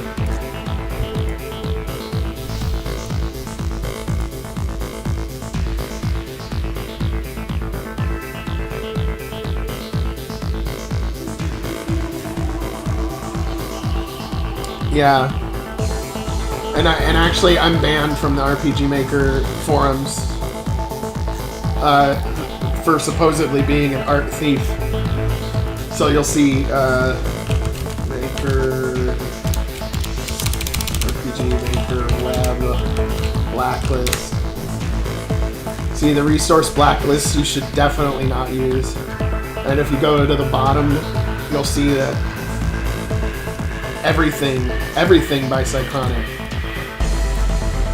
Although I prove that I don't steal anything by making it in Saturday streams. But yeah, I am banned from the forums, which kind of sucks. But oh well. I'm just gonna keep lapping them. I'll just keep making better sets and they can keep saying I'm stealing when I'm not.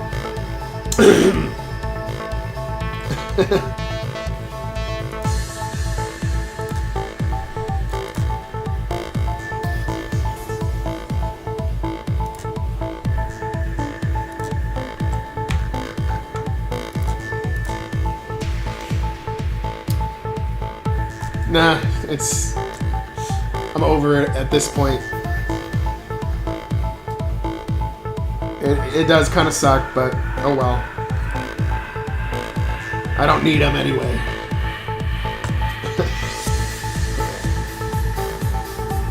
I need concrete. So, oh yeah, here we go. Yeah, this is good right here. And I actually do use kit bashing as a technique a lot. Meaning, like, you take bits and pieces and then layer them on top of each other to make something new. It's a very good bridge technique if you don't know how to make everything pixel by pixel. So, like, if I go to my templates folder, oh god, game design, templates. I have some favorite ones that I use. So, like, for example, building parts here. So this is from Open Game Art, and it's like spaceship parts. And I don't actually use it to build spaceships, but I'll take like pieces of these and like layer them on top of each other to make it look like different equipment and stuff. So like you'll see in like some of my sets, some of my older sets, not the newer ones, that I actually have done that with these specific ones, because I don't hide how I make shit. I mean, like this was one of my first sets that I made, and it's all layered from it's all layered from this originally, and as well as other graphics that I put on top of these graphics. So the downside of kit bashing, though, is that there's a little bit of clashing art styles. So like a little bit where pieces of it don't look exactly like the other pieces. And that's kind of the downside of the technique, but you can get something going like within an hour. You can get what you need built within an hour or less sometimes.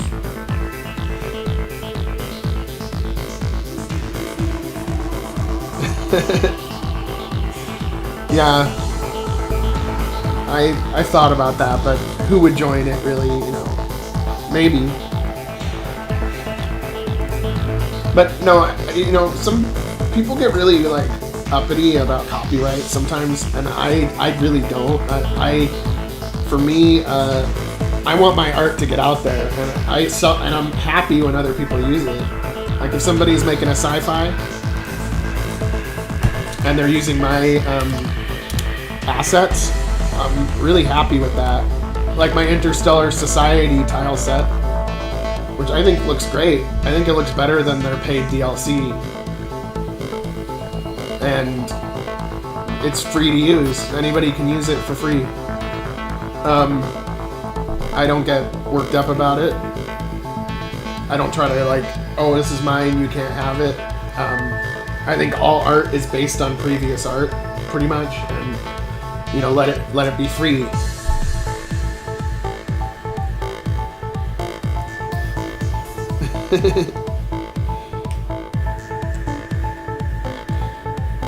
Yeah, I agree. Yeah, I don't think it's stealing at all. I think modification, like extreme modification, is okay. But like, some people don't think it's okay. Some people actually think it's stealing if you use even like a sliver of something else to make something new.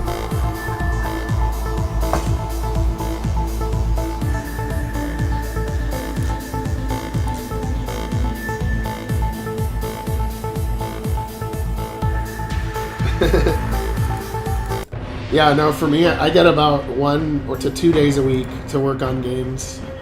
Saturday is usually my day because, you know, I do IT support for medical clinics remotely as my day work, and usually the clinics are closed, you know, on weekends, so that's when I kind of get not as interrupted.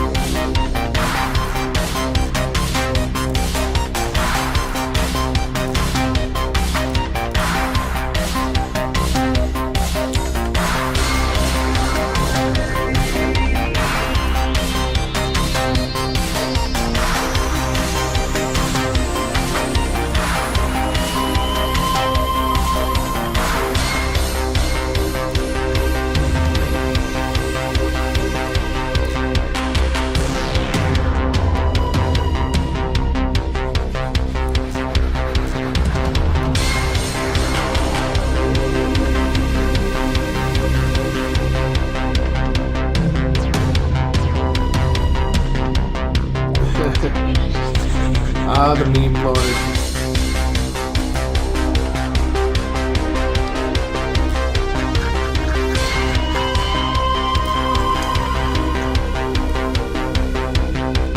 I like memes.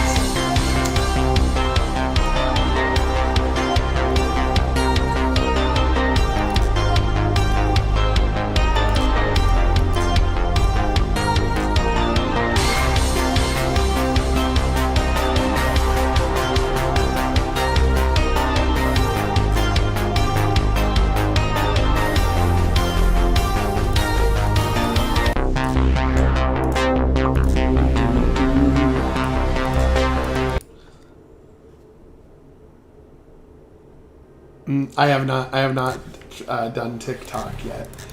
You think it would help?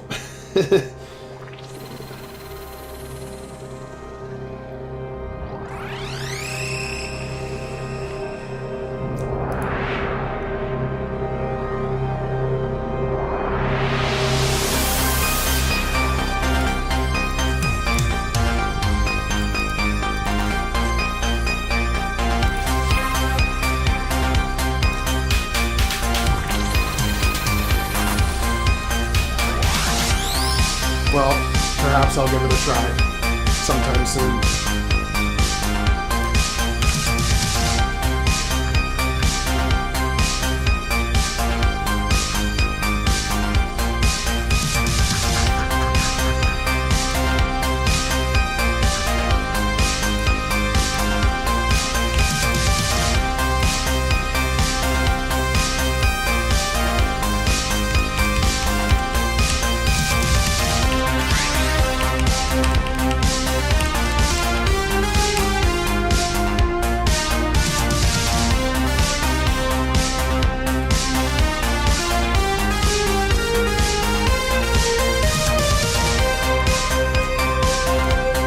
Let's open those doors. Let's open that door.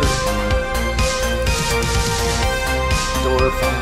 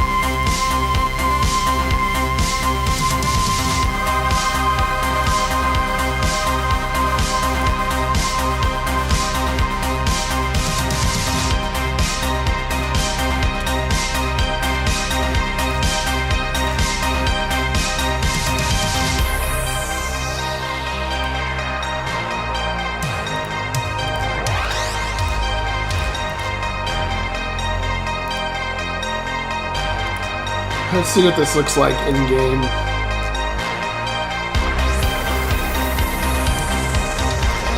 First, I want to give this place some nice clouds.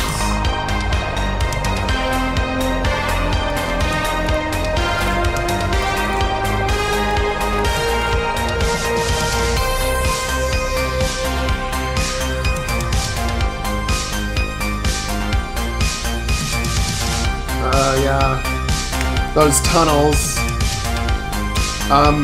You're probably talking about the maze part when you go to the facility. Just keep trying to go to the upper right in the maintenance tunnels. That's a part of the game that I might redo. I might redo it because a lot of people get stuck there or have said it's a good game, but that part was unenjoyable. You know, so like that's basically an area that might be tweaked. But just keep trying to go to the upper right, and you'll eventually find your way out of there.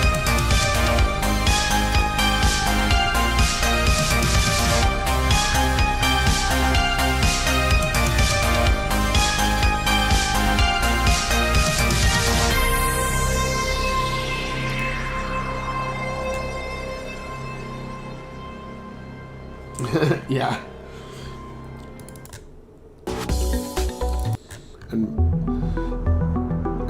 And I probably should have put more variety of enemies in there, but yeah, I was under a tight schedule with Origins. I was straight up 3 months to develop it, and I think I rushed it a little bit, but it still was acceptable.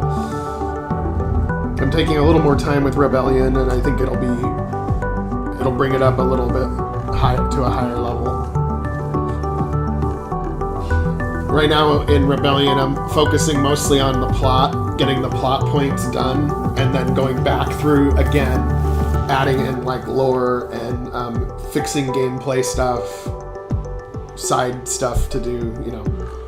But I'm just trying to get the general plot totally done so that I can go back and enhance. It's easier to enhance after it's already, like, the story part's already done, right? So, and over time I've been getting better at character development, but I'd say that that's probably a weaker area of mine. I'm getting better at it though, but I'm better at the plot, like the overall arching story of the big universe story, but not the but having to make these individual people that all have their own character and don't just sound like me is something I'm working on.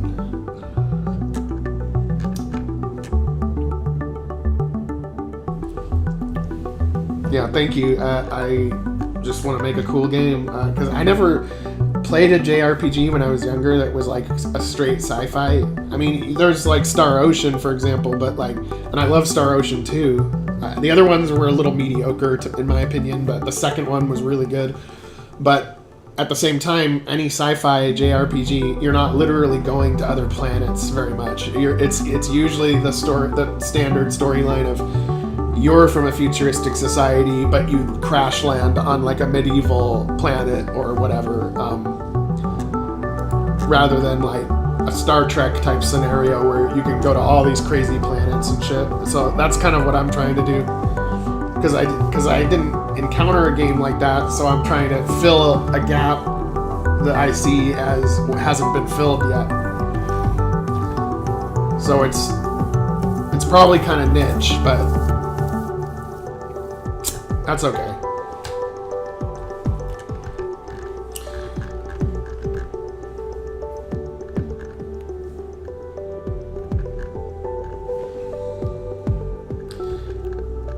And yeah, if you enjoyed the game, please leave a Steam review if you haven't already. It makes a big difference. I'm hoping to get to 50 reviews at some point so that it shows up as very positive rather than just positive. We have one negative review, but the negative review even sounded like it wasn't like, oh, there's a lot of cool things about this game, but there were some things I didn't like. That was like the worst review we got, which is fine. I can understand why it's not everybody's game. But I figure over time, if we just keep making games and the reviews are good, then people will... Our game company will get noticed for being making quality content and not any cash grabs or anything. I would of course like to make money on my game, but at the same time it's a secondary goal. Primary goal is to make a game that can stand the test of time to some extent, you could go back to it 5 years later and it's still good to play, like that kind of thing. Because a lot of games that are actually well known weren't actually a commercial success when they first came out,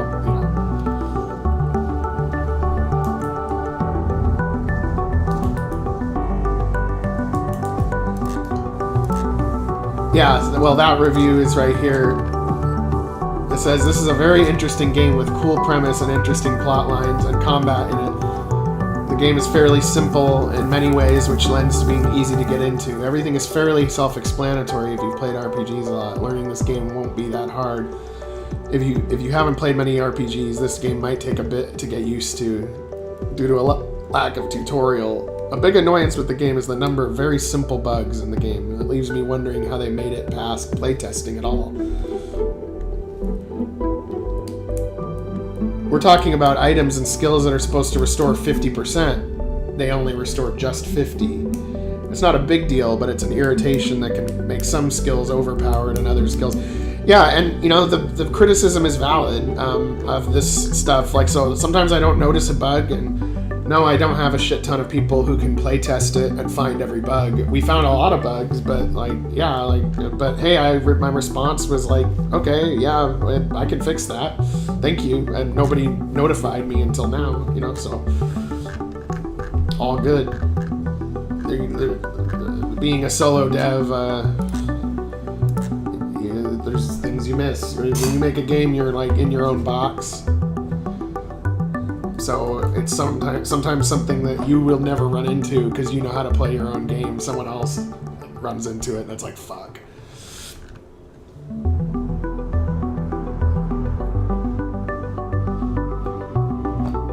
I didn't notice. I mean, I noticed a bug, or somebody else mentioned a bug where the descriptions of the skills were like the wrong description for what the skill was, which I fixed that. It's all fixed now. But yeah, there's just a lot of little things. It's easy to miss something. And I don't think it has a ton of bugs, but I'm sure you might find some.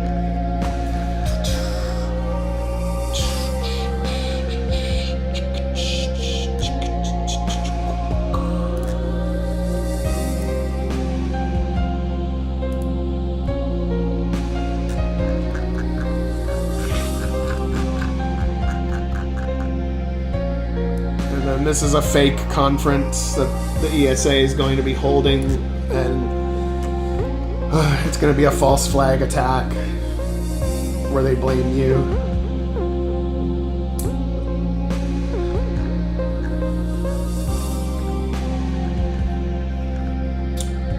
Oh, but that's right. I have to get back to Infernis Prime.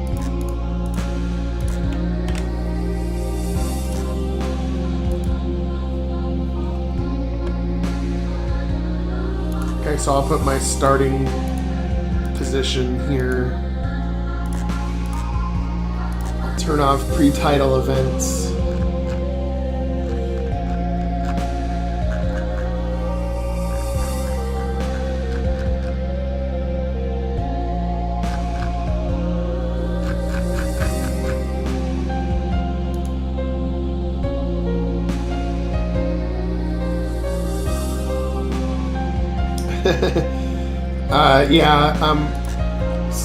Some have described the story as being mind-boggling, or it's confusing, but in a good way. You know, I've heard, because there's just a lot in it. There's this D7 describes it as it's a lot. You know, it's a lot. Okay, all right.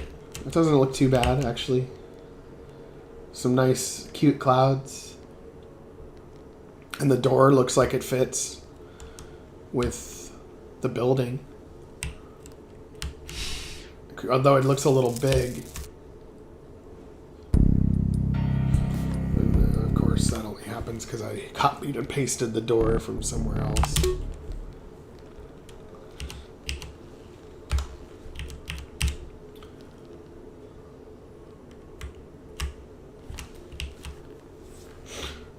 Yeah.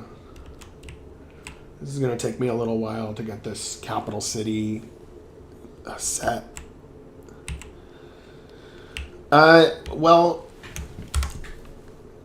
Starshift Legacy is the original Starshift, the main game, which hasn't been completed yet. So I started making these episodes, but that doesn't mean that the main game is actually more ambitious than the episodes. Oh wait, I don't want to open Rebellion again.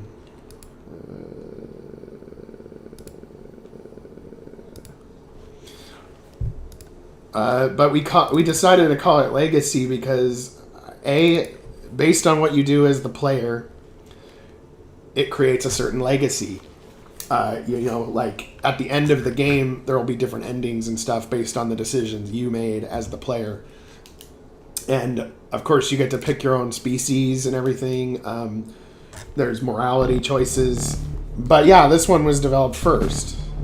This was developed first, and so after when I go back to this, I'll have to retool it quite a bit to make it the quality level at the same level as the episodes. But I didn't want to create confusion by having one be called Starshift and then the others having a name to them, like a tagline underneath it. So like legacy also refers to the fact that it was the first one. So, but the tagline of it, or the marketing tagline of it, is going to be like, "What's your legacy? You know, what did you leave behind? You know, something to that effect." But there's a lot more.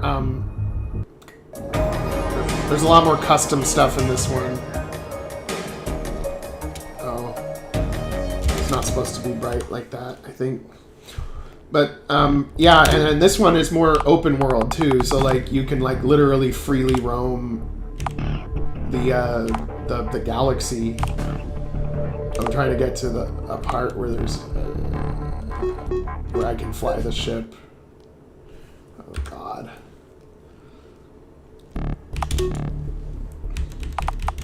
But no, this is the main game. This is the game I started developing in 2018, and it's still being developed, but it's taken a little bit of a backseat temporarily while I work on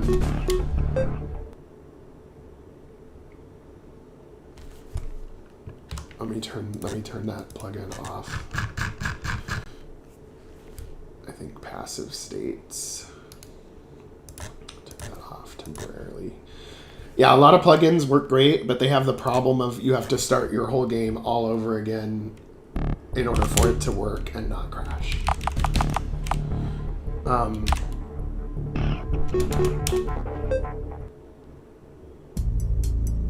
But yeah, see, in the main game, you can literally go to all these different sectors, and then based on like if you accomplish stuff on the side quests, your territory will grow and stuff. No, I haven't.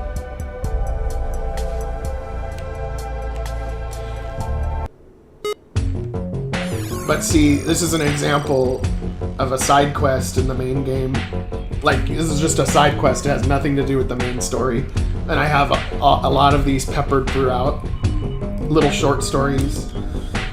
You know, I'm detecting a Novus vessel, PC-102. All solar systems designated as primitive civilization are off limits. Ships found to be entering these systems are committing a criminal offense. What the hell is going on? I guess with the war, nothing is off the table now. Something else is strange. The ship's power core is at minimum. There are no life signs. Should we investigate? Yes. Well, let's investigate.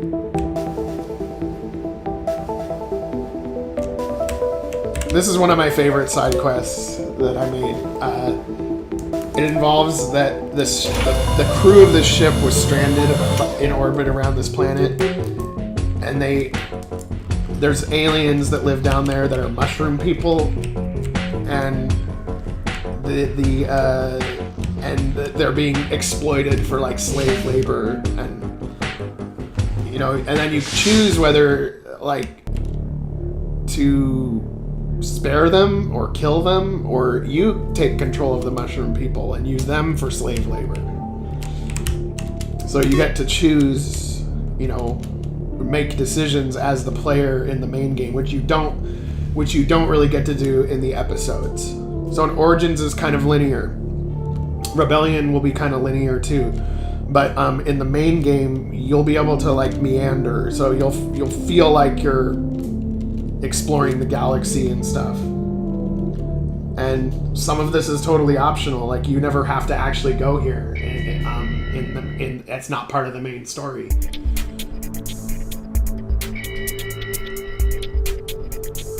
But you know, like this is like a fungus planet. Mama, Papa. Our translator implants don't seem to be working. That's not good. Their language is unknown to our translators. This is going to make communication very difficult. Maybe there's a way. Let's investigate.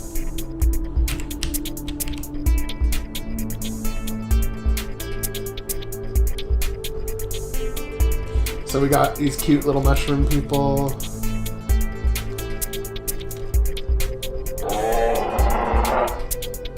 Uh-oh, this isn't good. It's obvious we're not welcome here. We should look for the missing Novus crew. So it turns out that these mushroom people are being exploited for, you know, slave labor. And it's just a nice little side quest. Like, they don't seem to notice or care about our presence. This is different compared to the other mushroom people. What the hell is this? Where are they coming from? Where are they going?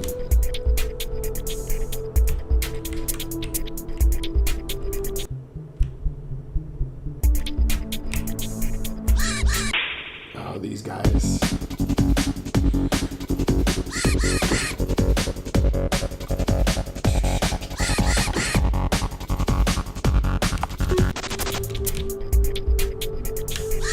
Oh no. I don't think I can escape from this shit.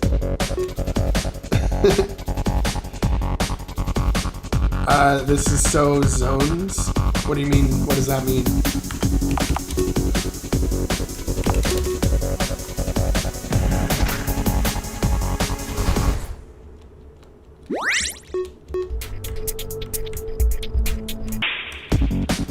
I gotta kill these guys. God, how scary would that be? Mushrooms with teeth. They could bite you.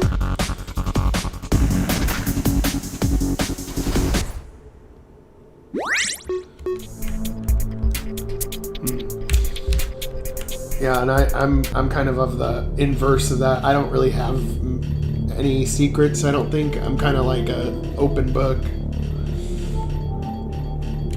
In fact, I probably side on the side of providing too much information. Typically, they don't seem to be aware of us. What's controlling them? Wow, they're really being worked to death. Let's move on. So they're being, you know, exploited for slave labor, and they're doing it because the ship needs like parts to get repaired that need to be fabricated, and they don't have enough raw material, so they exploited these mushroom people to get, you know, industrial production up. Oh, okay. Oh yeah, okay, I remember that planet now. But yeah, so the main game is a little more ambitious. Already it's like 25 hours long or something if you were to play what's available in it right now, but it's got broken pieces in it. It's probably the most broken out of all 3 games at the moment. And so I'm going to go back to this after Rebellion and Origins. But anyway, back to the original question. We just kind of switched it to Legacy so that it kind of fits the theme of the other ones, like Starshift Origins, Starshift Rebellion, Starshift Legacy, because it hasn't been released yet. And so if it's released as just Starshift, people are going to think it's the first one, which it is the first one, but I mean in order of when you're supposed to play it. So yeah, it just will line up with the theme better. Yeah, it's the same thing. It was in alpha. It is an alpha still, but I just called it. I called it Starshift Alpha at first, but then I was like, wait, people are gonna think it's an alpha when it's actually released and ready to go. So I didn't name it that, but the original project file is still named that because I just haven't changed it yet. But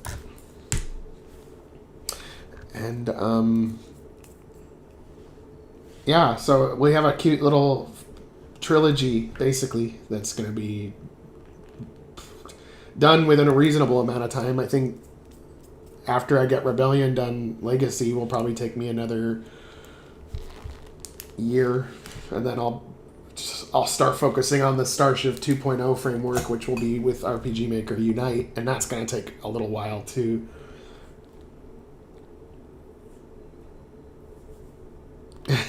Yeah. But the reason why I don't call the other episodes I made so far as number 2 and number 3 is because they're based on the exact same code. They're based on the same gameplay, and it's really more like if you cut up one into pieces. It's probably easier for people to digest as well if you don't have like a massive one game thing, which is kind of what I was doing at first. But yeah, but I would like to make them longer. I think Origins was a little on the short side. Rebellion will be a little longer, and then Legacy will be longer than that with more stuff in it. So each game has to feel like an upgrade from the previous game, not just a side grade. So and then the 2.0 framework, I can start on the graphics really quickly. I can start on the story, and then I can just add the gameplay elements as needed. As it goes along, you know, because it takes a good few years for plugins to come out and stuff like that. So I might as well get started on at least the prologue to the 2.0 framework. I gotta think, and I think I want to go with a different villain, different reality, basically, because I don't want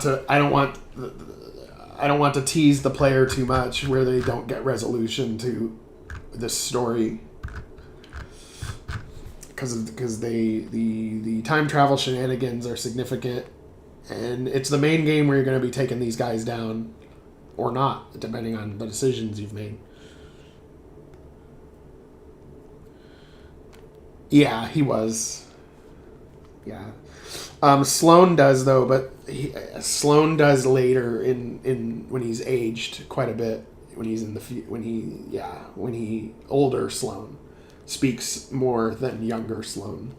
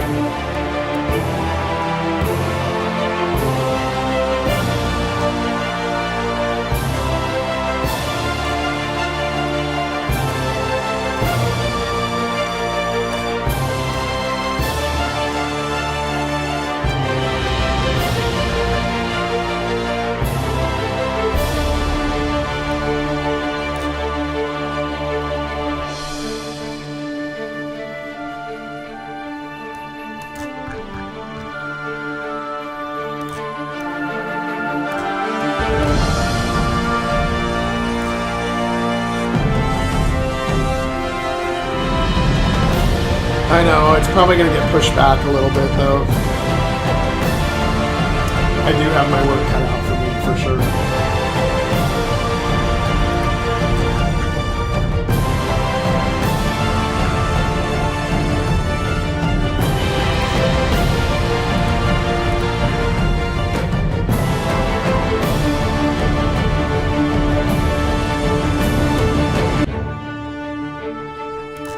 Yeah.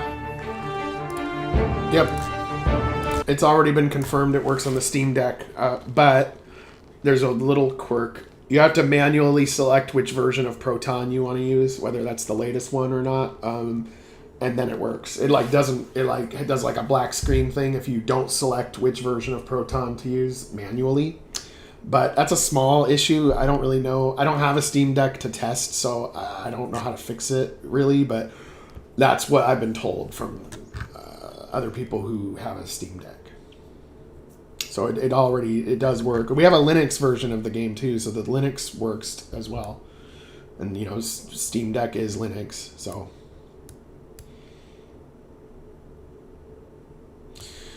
I mean, that'd be cool to have some co-op play. I'd be cool with that. I mean, like Secret of Mana, for example, had co-op play. Yeah, that would be interesting. Or what would be cool too is if there was ever like an MMO version of it where people could fight each other and shit. Like they have their own ships, their own fleets, and their own party members, and then they would be able to fight each other. That shit would be cool.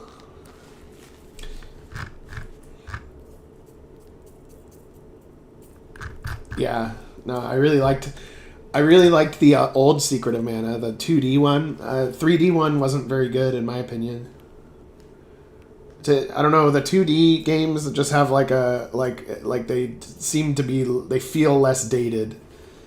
You know, after like years and years go by, they kind of maintain their style for some reason in comparison.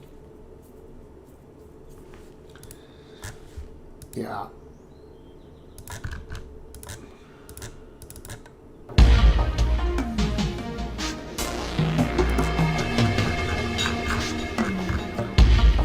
I need to have some trees or something.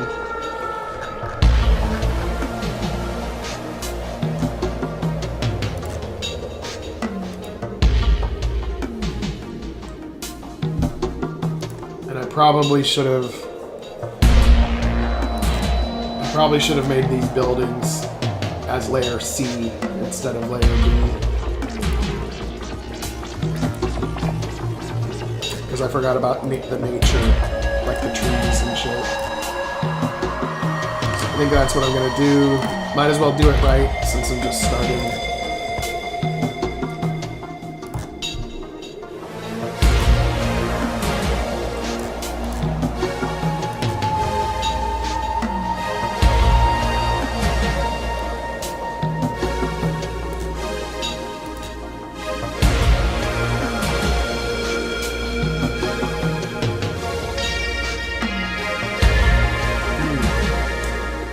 Well, it's another masterpiece by Alexander Zelenov.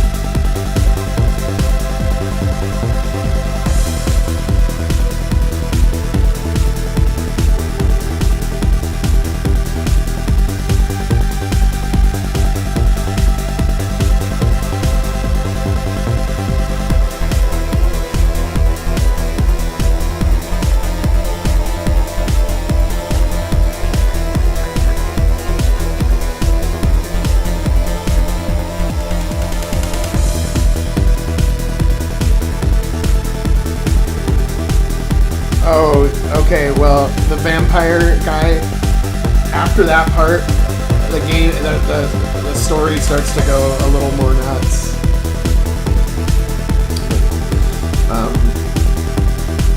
Which I think it goes in a good direction, but it happens right after that battle, pretty much.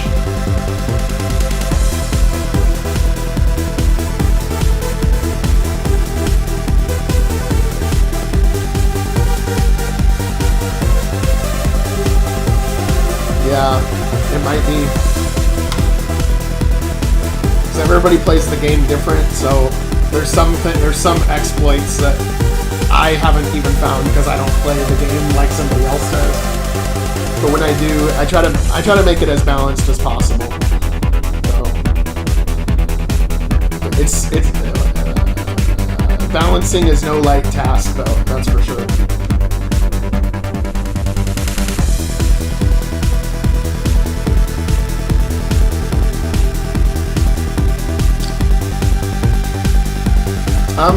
Probably the one that I've seen is when somebody uses like grinds and uses the mug ability or the steal ability to like steal money or credits, and then you get enough credits to get the very expensive weapons like Mapcon Scythe 5, and then you're just shredding them up when, you know, I would have thought, oh, it would take the player quite a while to get that amount of money, and then it turns out it doesn't take as long as you would think. People also use Fleegus. Fleegus isn't that strong, but he's very fast. There's like Ion Red 6. I haven't played the game like that usually. I usually try to learn skills like Doppelganger, where you can make 2 moves in 1 turn, or Electric Discharge. I mean, I keep it pretty simple when I play, but there's a lot of ways to beat it. It's really not that hard of a game if you think a little bit. Some people think it's really hard, but it's really kind of, if you know the pattern, it's kind of easy actually.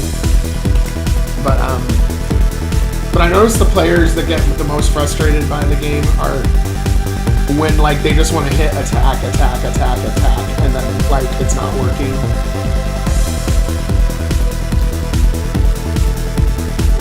Yeah, try it. It's the game is pretty coherent up to about 15 hours in or whatever, then it starts to get more buggy. But again, keep in mind, it was developed first, so since I've started making Rebellion and Origins, my storytelling has improved, so I'm gonna have to go back and retrofit the Legacy's story a little bit.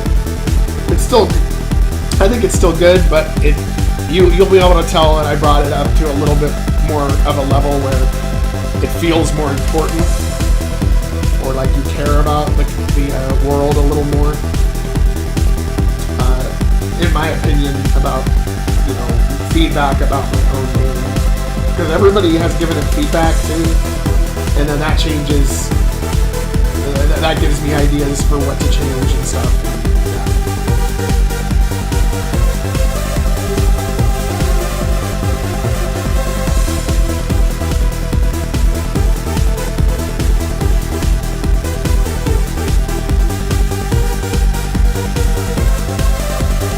Yeah, that would be funny.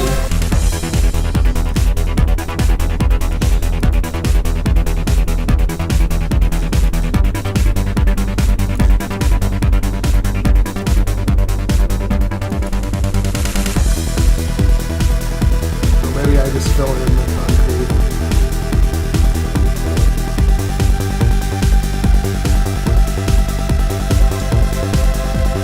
Yeah, I mean, that would be interesting to see what that even is.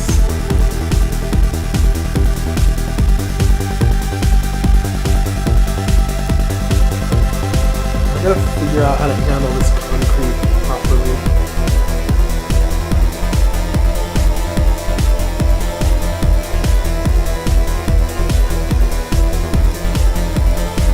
Just trying to figure out what the vibe of this city is gonna be like.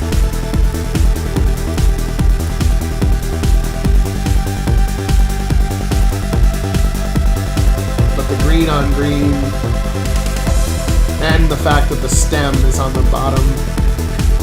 Okay, I gotta fix that. And I probably am just gonna use different trees, actually, like start over, so that it's its own unique set.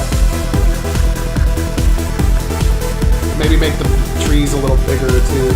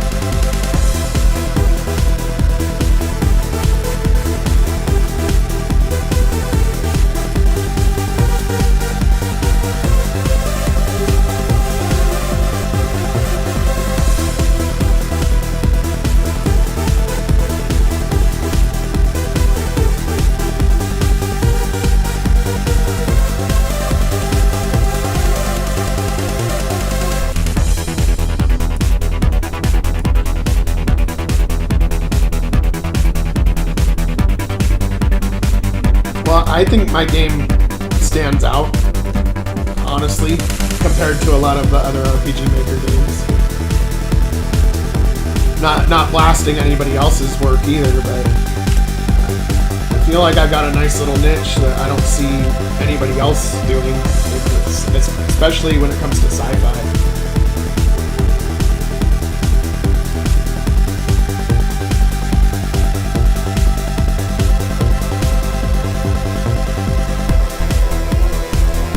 It's even weird to see that some people are like there's actually some people that don't like sci-fi too. Like they're like, I don't like sci-fi, and they like, and every game is like in a medieval setting.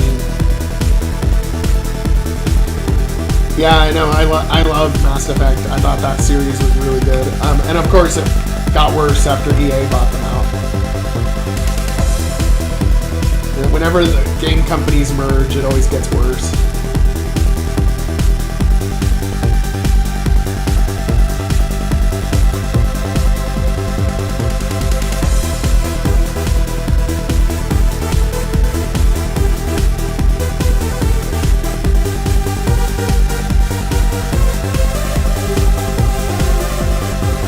Right, you can do a lot more with sci-fi than you can with fantasy. I like coming up with some kind of like logical explanation for why things work too, rather than just like, it's magic. It's magic. I've never been really compelled by the it's magic argument.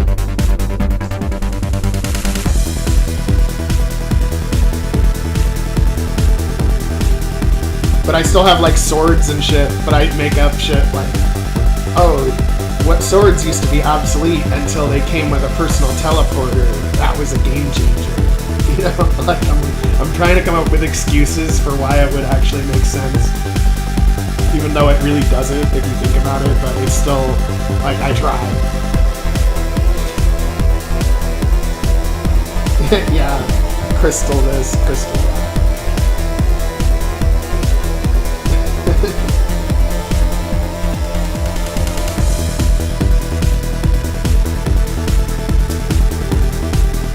Let's see how this tree looks.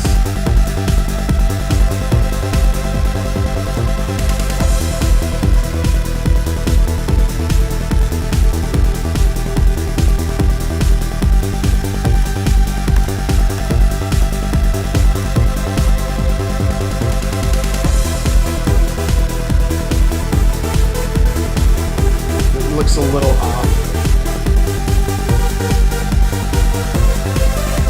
It needs like a little more texture. Like for the. Well, maybe it looks okay though. Let me see what it looks like in game. It looks a little bit. It looks a little bit like flat, like a flat illustration. But maybe I could give it a little more texture in the leaves, and then it would maybe look a little bit more appropriate.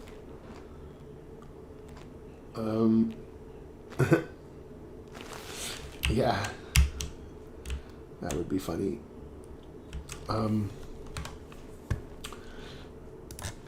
Yeah, I need just a little more texture on those leaves for the tree, and I think it'll look okay.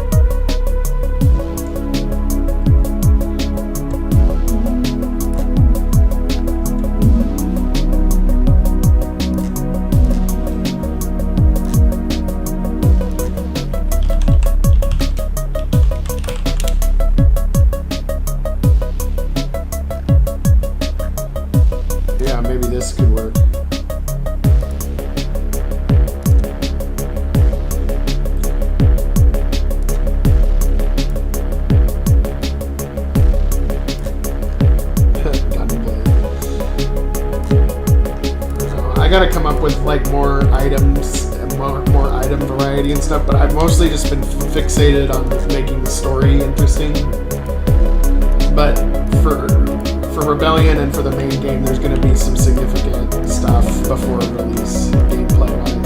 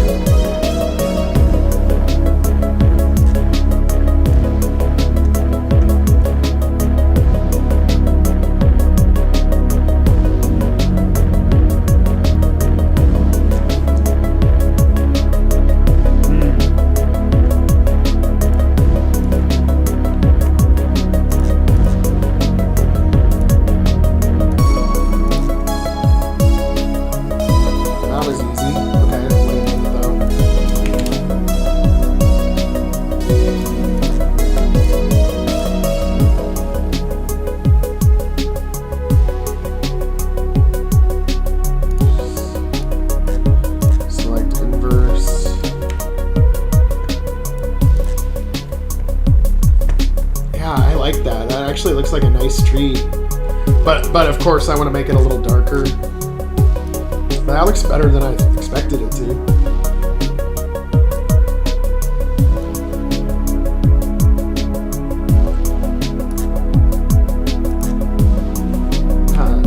Not bad, not bad.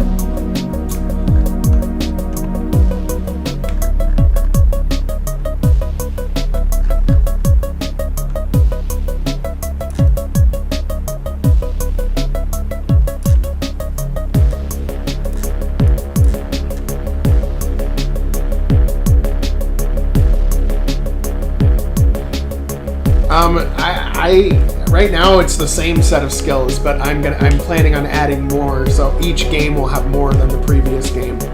So by the end, Starshift Legacy will have a lot of different skills. Or Rebellion will have a few more than Origins. Because we're developing both at the same time, so like me developing stuff in Rebellion totally carries over into whatever next one I make. Okay, so they used to look like this. Now we go back and they look like that. Yeah, that looks better. It looks more natural. Like, or fits with the art style better that I have.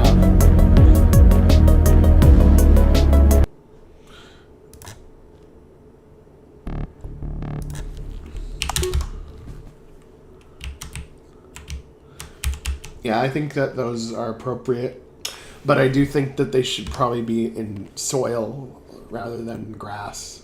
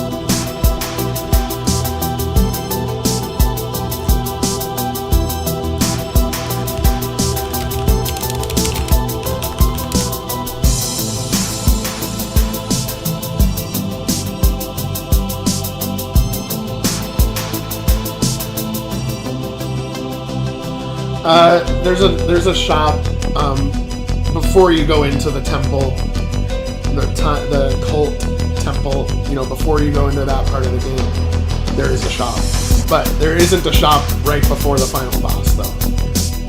But on Kelvic 4, there is a shop there.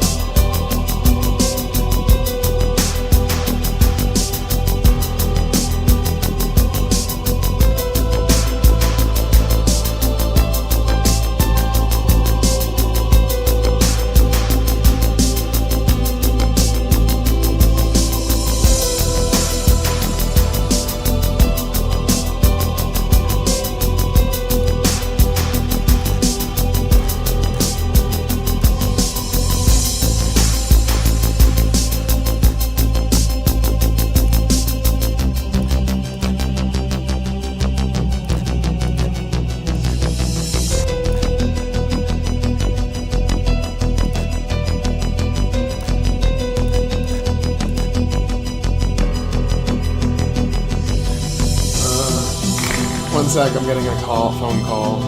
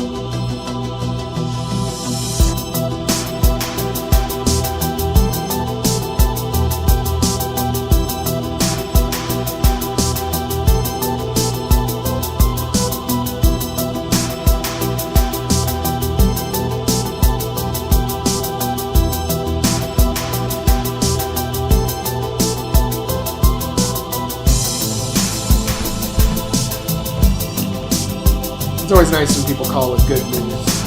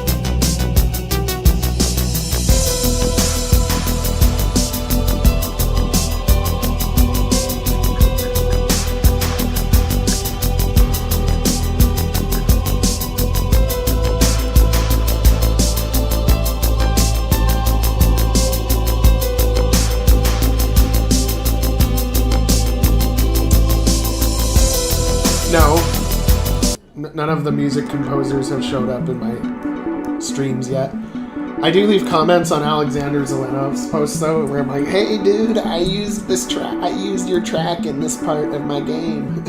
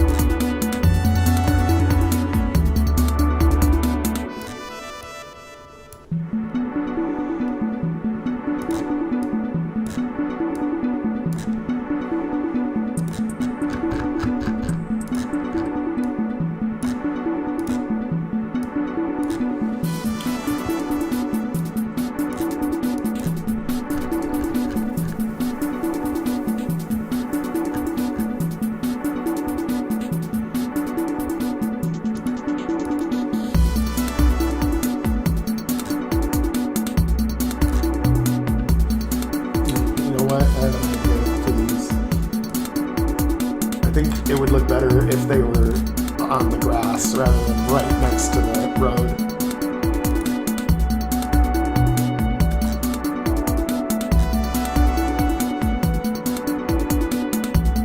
Like this.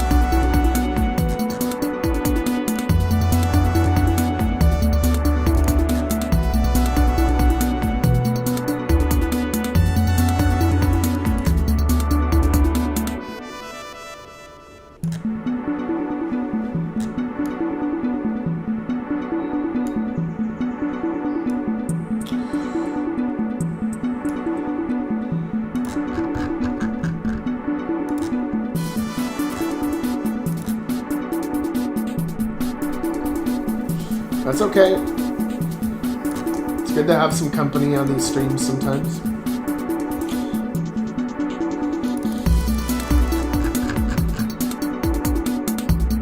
I think those wolves are looking pretty cute.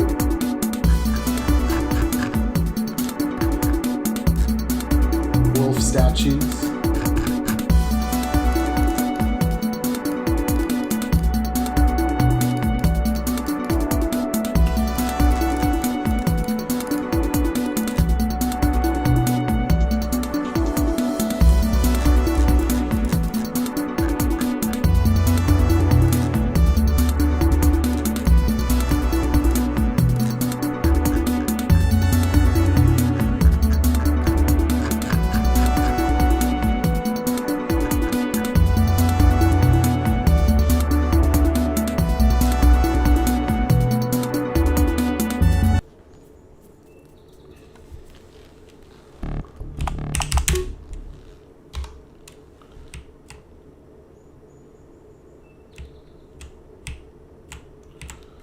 Yeah, I think that those look pretty good, actually. Maybe like a plaque on it, though, like a inscription, like on this part. Kind of like Scrap Springs.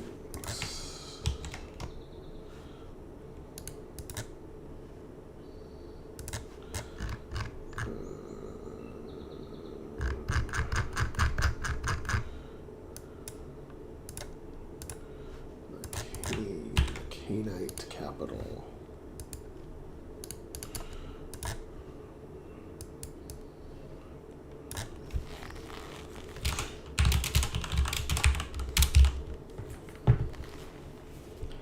I don't know what to say on this plaque right now, so I'm just saying the Great Wolf.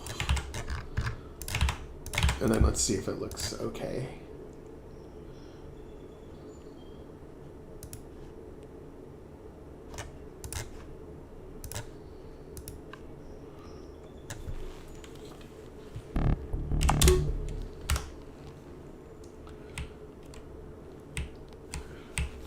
It looks okay, actually, but I think that I don't need the glowing. I don't need it to glow on this map.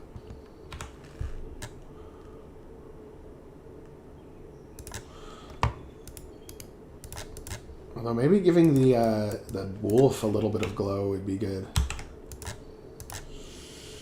Make it look like a shiny bronze statue.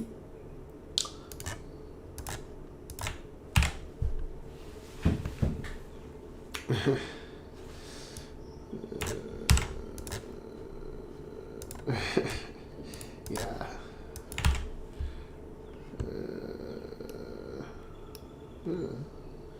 What color might just fit?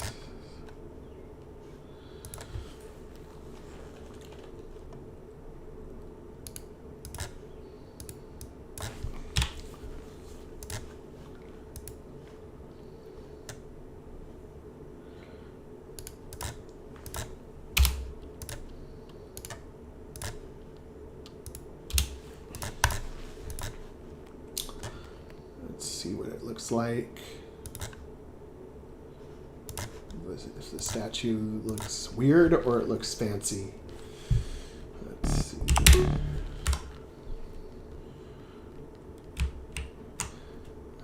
I kind of like it, actually.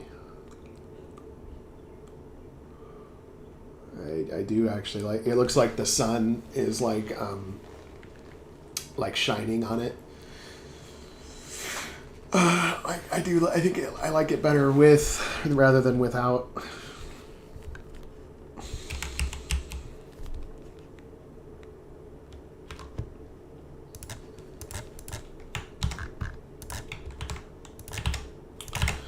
The lighting effects as well have the benefit of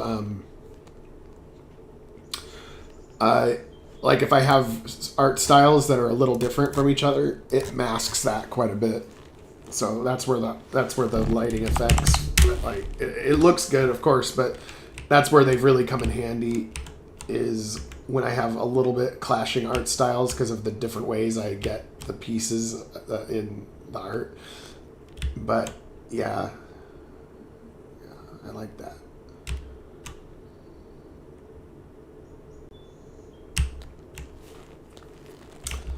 I do like that.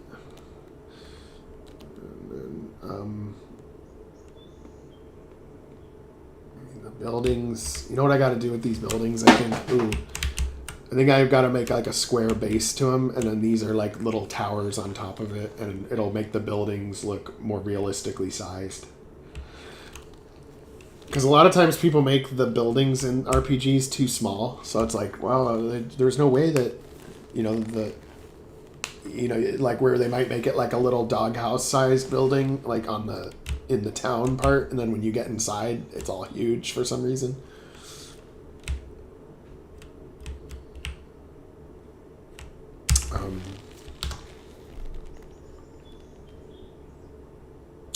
Okay.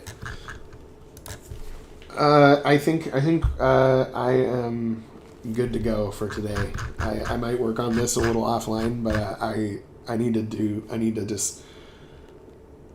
to find a music track for this, and I'm just gonna waste 2 hours of my time going through music. So, but we made a lot of progress today. I think I made more progress today than I usually make, and in less time. So that's good. But by next week, we should have I'll have the Cainite capital like well on its way, and we'll be able to explore the next act of Starshift Rebellion. So everybody who joined us today, thank you, and you have a wonderful weekend. Enjoy everything that you can. Have a good one.